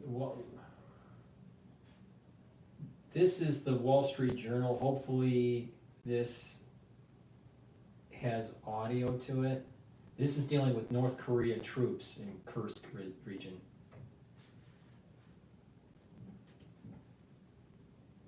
All right, this isn't gonna. That's not gonna work because it's just music, and this show doesn't do great with that. Let me see if I can find something else that I want to cover here. And just the news is just dominated by the fires. Here's something interesting from the BBC, going off on a tangent here. New ancient human species possible, identified. This was published about 3 days ago. Scientists have identified a potential new member of the human family tree. They've named it Homo juluensis. Julu translates to big hand, which the research team says is one of its defining characteristics. My colleague and I have been working on this for the past several years, looking at the fossils from a site called Shujayao. And so it allowed us to reconstruct the cranial capacity, the overall size of the brain, right?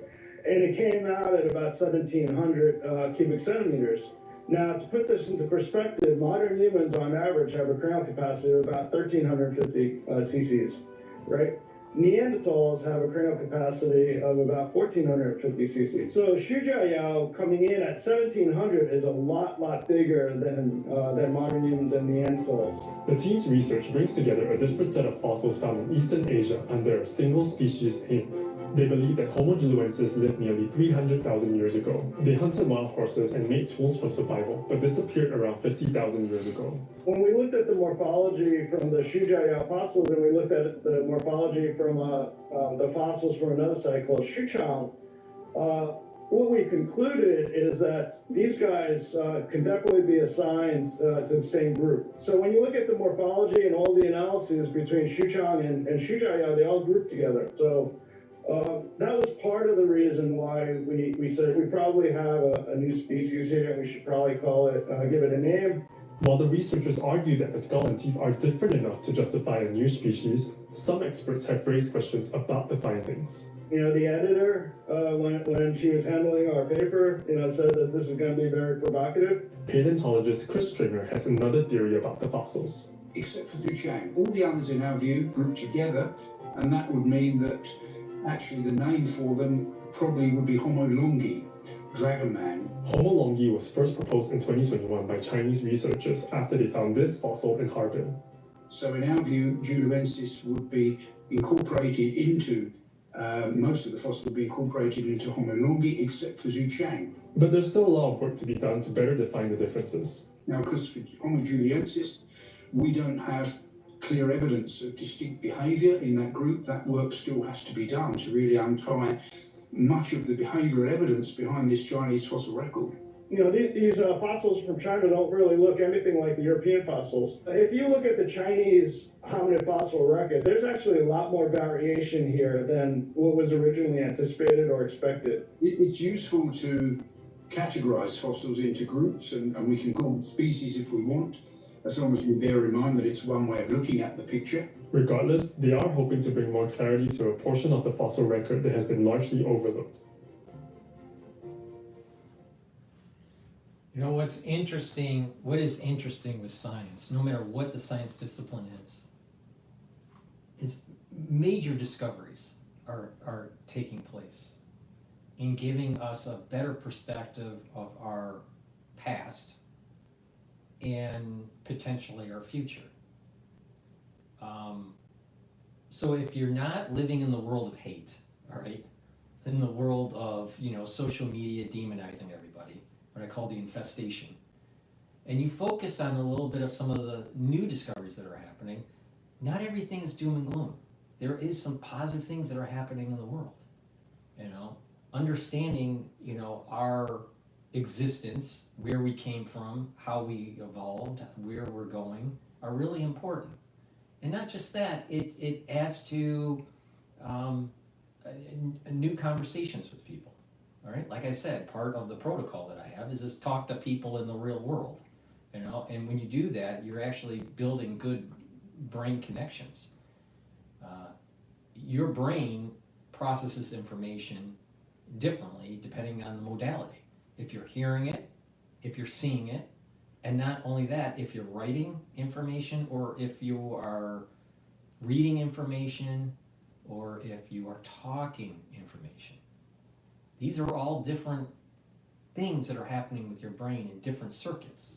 So if you don't talk to people in the real world, then that circuit is atrophying. If you only hear things, but you don't speak things, then the pathway for speaking atrophies. If you're only talking and never listening, the listening pathways start to atrophy. So it's really important to use all these different modalities. And you learn, but not only that, you actually are aging slower because you're activating these neural circuits. And by activating the neural circuits, you have positive neuroplasticity. When you have atrophy of these circuits because you're not using them, or you're angry all the time, and negative growth factors cause negative neuroplasticity, then you're gonna age faster. So you don't want that, right? You want to slow down the aging process and be healthy. So the infestation that's on social media actually ages you if you get really wrapped up in it. And, you know, if you want to get into the metaphysics of this, you know, I think that's where the snake and Satan live, is in the social media. Let me see if I can find another good video here. The wine industry, no, 1,000-year-old, here's another news thing. 1,200-year-old ice reveals truth behind ancient civilization collapse. You know, since, you know, LA is collapsing in front of our eyes, we might as well, you know, look at 1,200-year-old civilizations. But before I do that, let me just plug some supplements here. Vitamin K2, MK7, really important for your cardiovascular health and your bone health. When you get older, you need to increase bone density. Taking vitamin K2 will help with that, but also K2, MK7 helps with your cardiovascular health. You stack this with D3, all right? K2, you stack with D3, they work together to help with improving your bone density and absorbing calcium. But D3 also is a gene expression cofactor. D3 helps with getting rid of cells that are infected that need to go into apoptosis. So when you take vitamin D3 during the cold season, now you know why. It helps. It helps to get rid of those cells that go into apoptosis. But stacking these together will help with bone density and help with your cardiovascular health. Now, with bone density, you got to do some resistance training, and people don't realize that your cell, your matrix for your bones remodel. All right, but when you're not bringing in enough calcium and you're not putting enough stress on the bones through working out, what will happen is that over time your bone density starts to decline. There's two main cells that you need to be knowledgeable about: osteoblasts and osteoclasts. Osteoblasts deposit bone. Osteoclast eats bone. When you get older and you don't have the stress factors on the bone and you're not bringing in the calcium, the osteoclast will eat the bone and your bone density will go down over time. Your bone remodels, depending on the person, anywhere from 5 to about 7 years. So there's these big remodelings that take place. So building up bone density takes time, but doing resistance training and taking K2, MK7, right, taking the K2, doing the resistance training, taking in calcium, either naturally or through a supplement, and taking D3, doing all that together with the resistance training will over time increase bone density. But you got to realize that you got to do it on a regular basis in the gym, do the resistance training, all right? And after a 5-year period, you'll actually notice that you have increased your bone density. You're not going to increase your bone density right away. It takes time to actually see it really improve, right? You can do these bone scans and you do it 5 years later or 7 years later after you get a baseline, and you'll notice that your bone density has increased. But it takes time to do this. If you don't, and you carry this into your geriatric years, it's harder to increase the bone density because there's so much of the osteoclasts that have eaten up the bone. So it's really important. The earlier, the better in following a protocol to slow down the aging process. Now, in terms of cardiovascular health, nattokinase is also very good to take. It's something that I've added to my stack. It helps to break up clots, it's fibrinolytic, but it also helps to bring down LDL levels and increase your HDL levels, so it helps with your total cholesterol. It's synergistic with D3 and vitamin K2, MK7. So you take these together as a stack, and you're really improving your cardiovascular health. And like I said before, the K2 and the D3 really help with your bone density. So those are two great ways to improve your health, cardiovascular and bone density. So please go to my store, the-studio-reykjavik.com, get the nattokinase, the D3, and the K2. All right, let's go to this Ice Age civilization. Just cut to the chase. In the air outside. If we walked outside right now, we'd be able to tell that it was cloudy. We would be able to tell that it was cool and that there wasn't a great deal of wind. But we wouldn't know about the greenhouse gas content. We wouldn't know if it was stormy out in the oceans.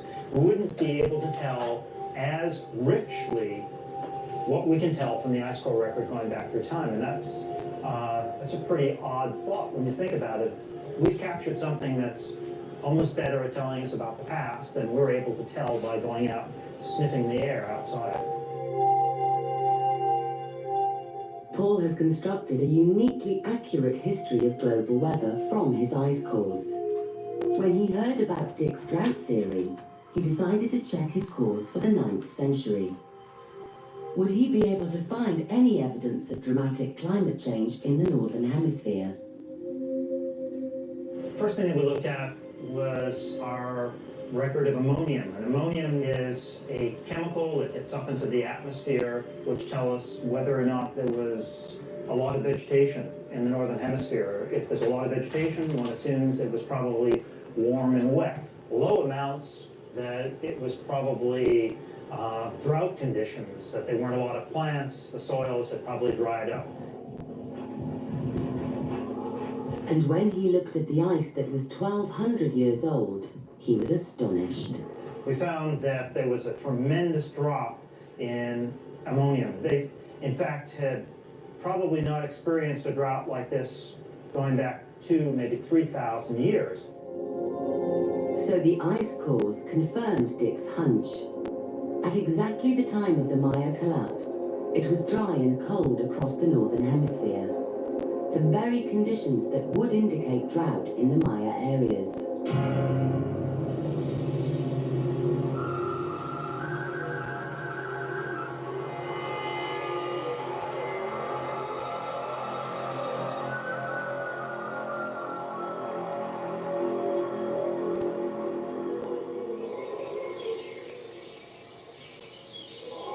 But archaeologists remained unconvinced.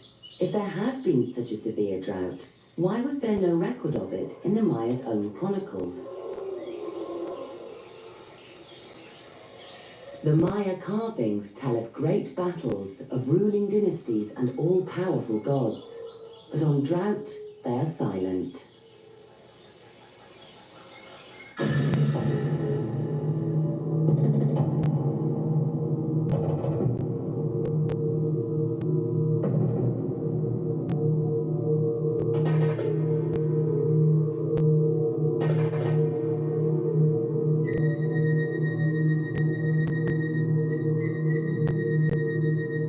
I decided to see whether the Maya had written anything about drought. We don't find anything on their monuments and buildings, but I thought that if drought were a regular part of Maya life, that they must have written about it somewhere. Then he had a stroke of luck. He came across this rare manuscript written by the Maya, one of the few that had not been destroyed by the Spaniards. So I came to this Maya book to see whether there was any discussion of drought. And right here on the last page, there it is. There is a hieroglyphic symbol for drought. They did write about drought. It was an ongoing part of their life, and there it is right there. All right. Well, I didn't know about drought being the collapse of the Mayan civilization. So NAD plus is something that I've added to my stack. Why?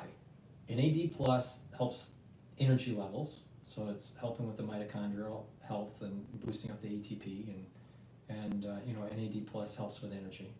But it also helps to repair DNA damage in your mitochondrial DNA and your nucleus DNA.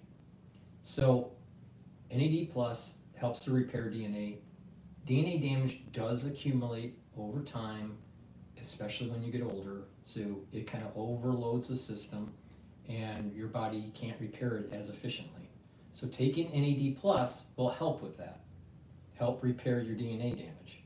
NAD plus also helps to protect your neurons, which is also very important when you get older. Ubiquinol. Ubiquinol is the bioavailable form for CoQ10. This is a very high quality supplement. The best CoQ10 that you can get is ubiquinol because it's the most bioavailable. And in addition, ubiquinol is an antioxidant, so it's synergistic with C60. It'll help to soak up free radicals. Ubiquinol also helps with energy levels, so you're going to have more ATP. And ubiquinol helps with protecting neurons. This is synergistic with the NAD+. So if you're worried about neural health, stacking these together are really important, especially when you get older. And I've added NAC to my stack because of boosting up glutathione levels. Glutathione is really important to soak up free radicals. It's a different pathway. It's synergistic with C60, so it's just a different way to soak up free radicals. And when you're soaking up free radicals, you are reducing the stress on the cell, and you're improving your energy levels and improving your immune system and endocrine system and all these other systems and tissues.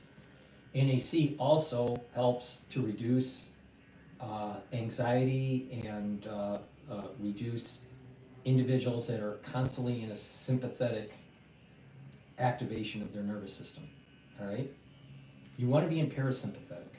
There's two types of systems in your body in terms of neurons. You have the sympathetic, where it's the fight or flight response, and then the parasympathetic, rest and digest.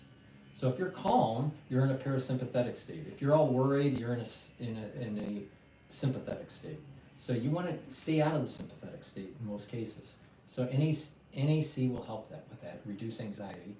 NAC boosts up the glutathione levels, and NAC helps to detoxify the liver and the kidney, especially if you take acetaminophen. So please, go to my store, the-studio-reykjavik.com, get the NAC, get the ubiquinol, which is the best bioavailable CoQ10 that you can purchase, and NAD, and repair the DNA damage. Boomer Boost, really important. It has lots of nutrients. It helps with cardiovascular health. It helps with brain health.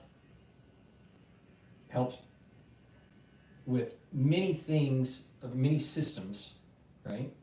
There's a big scooper in here. You take a scooper a day. You mix it with like soft foods like hummus or yogurt.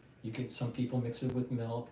You can just make a smoothie. You know, if you do smoothies, mix it in your smoothie, or just mix it with filtered water. It's up to you.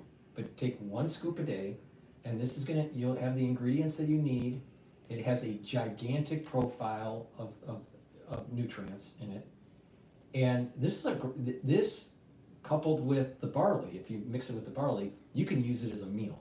So you can use it for your breakfast or your lunch. So people will notice that they lose weight when they take this. So this is a great way to improve your heart health, improve your brain health, improve your immune system, and have the nutrients to really fuel your body. If you work out, if you're an athlete, taking Boomer Boost is a great way to fuel your workout and for recovery, all right? But if you're not an athlete, you can take this, and it's a great way it's a superfood, all right? And so it's a great way to fuel your body and to lose weight, because it's going to be a meal for you. It's going to be like, let's say, breakfast or lunch, right? Is a great way to do it.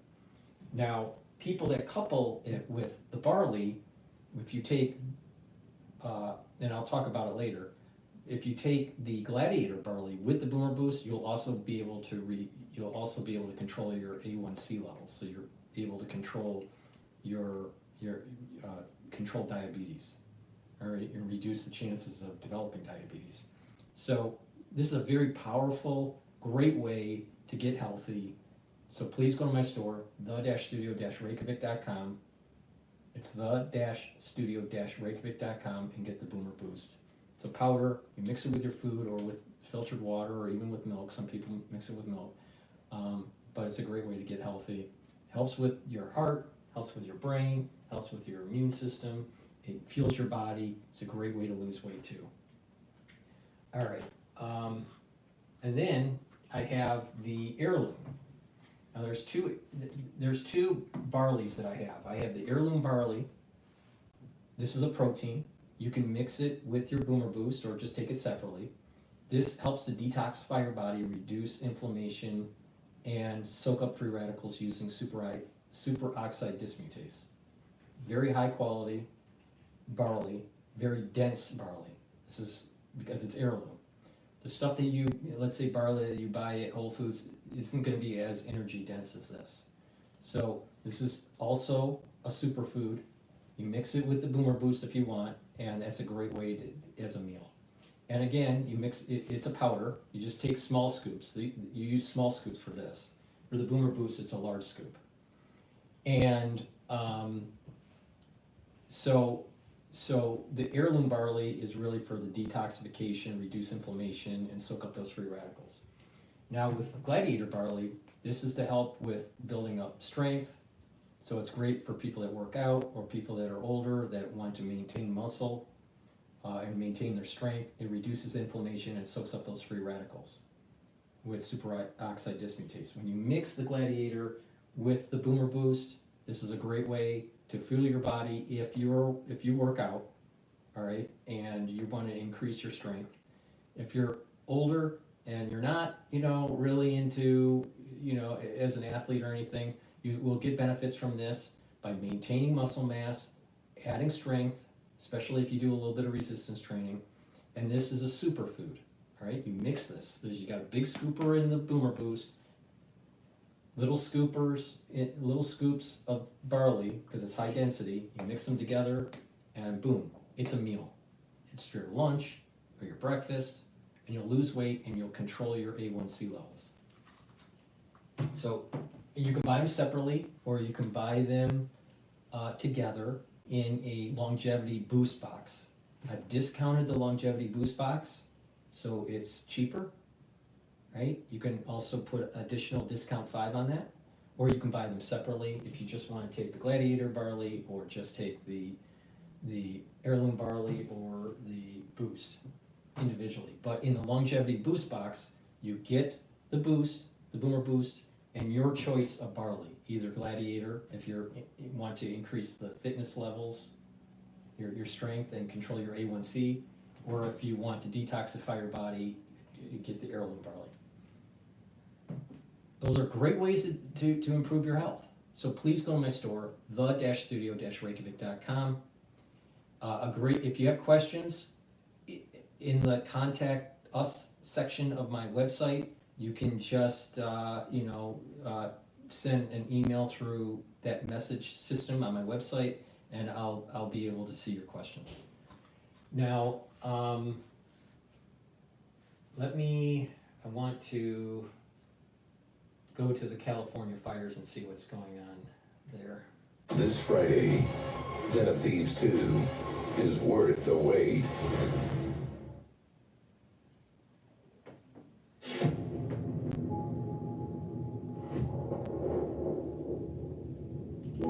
Every time you feel happen, there is no particular relief in sight, and overall the conditions remain conducive to large fires across the southern third of the state.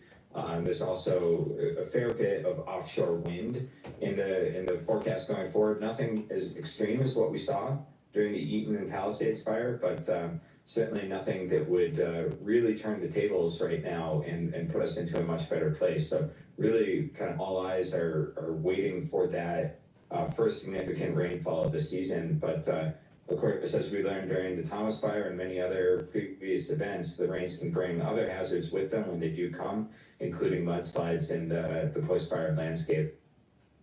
I want to talk a little bit more about the forecast, because as you just mentioned, I mean, there's some kind of holes within a forecast. You can't really get a clear picture. What does a forecast actually offer? How far out could we have maybe more accurate data? How does even all of that come in throughout the day? Yeah, well, we use a combination of observations of the state of the atmosphere along with really sophisticated numerical modeling to produce these projections into the future. And for the most part, we can see kind of 5 to 7 days into the future with reasonably high fidelity, meaning with reasonable forecast skill. So in the case of this wind event, for example, we were able to see these potentially really problematic winds coming about 10 days out before the arrival of these. So it was really on our forecast radar, if you will. And unfortunately, even with that, we can't necessarily stop these fires when they happen. All eyes were on the area around Pasadena as a potentially really high impact area during this event. And it turns out that's exactly where the Eaton fire sparked, and then these devastating impacts. When we talk about seasonal scale forecasting, we run a lot of models, ensembles of models, many different future projections to try to get a sense for what is possible over the coming few months. And there is some skill there that can tell us whether we expect drier or wetter conditions. And for the most part, we're in the kind of drier conditions part of the spectrum going forward. And certainly, though, just one or two events can really change that. So we'll really have to keep an eye on it moving forward. You mentioned there that, it could be impossible to stop a wildfire from even sparking, given some of the conditions that just really foster that sort of environment. But with all the information that you're able to gather from these models, what are some practical solutions, or do you think about some of those practical solutions that could be put in place to potentially curb some of these devastating effects? Yeah, there's a lot of thought that goes into what we can do as a society to try to improve our resilience to events. I mean, fire is going to be and always has been part of the landscape in California. So we can't really envision a future where fire is not part of the equation. Fuel management plays a big role, especially adjacent to communities. The chaparral around the LA basin poses some particular challenges. We can't really use prescribed fire there in the same way that you might in other locations. But yeah, so defensible space around homes and home hardening, I think, is a really vital part of this equation, especially for fires like these, where the fuel stops being the vegetation, but actually becomes the houses themselves. So whether it's in the Altadena area or the Pacific Palisades area, you can see that really a lot of the spread is from one house to the next house, with embers coming from the first house that ignites and then igniting the next house, and it's a chain reaction through the neighborhood. So building codes and building standards that allow us to be more resilient to these sorts of fires, as well as preventing the fires from entering that built environment in the first place, are all going to be parts of the solution. Neil, before I let you go, is there anything you feel you would like to add to this conversation? Maybe something we didn't touch on specifically that you think is important for anybody watching to know?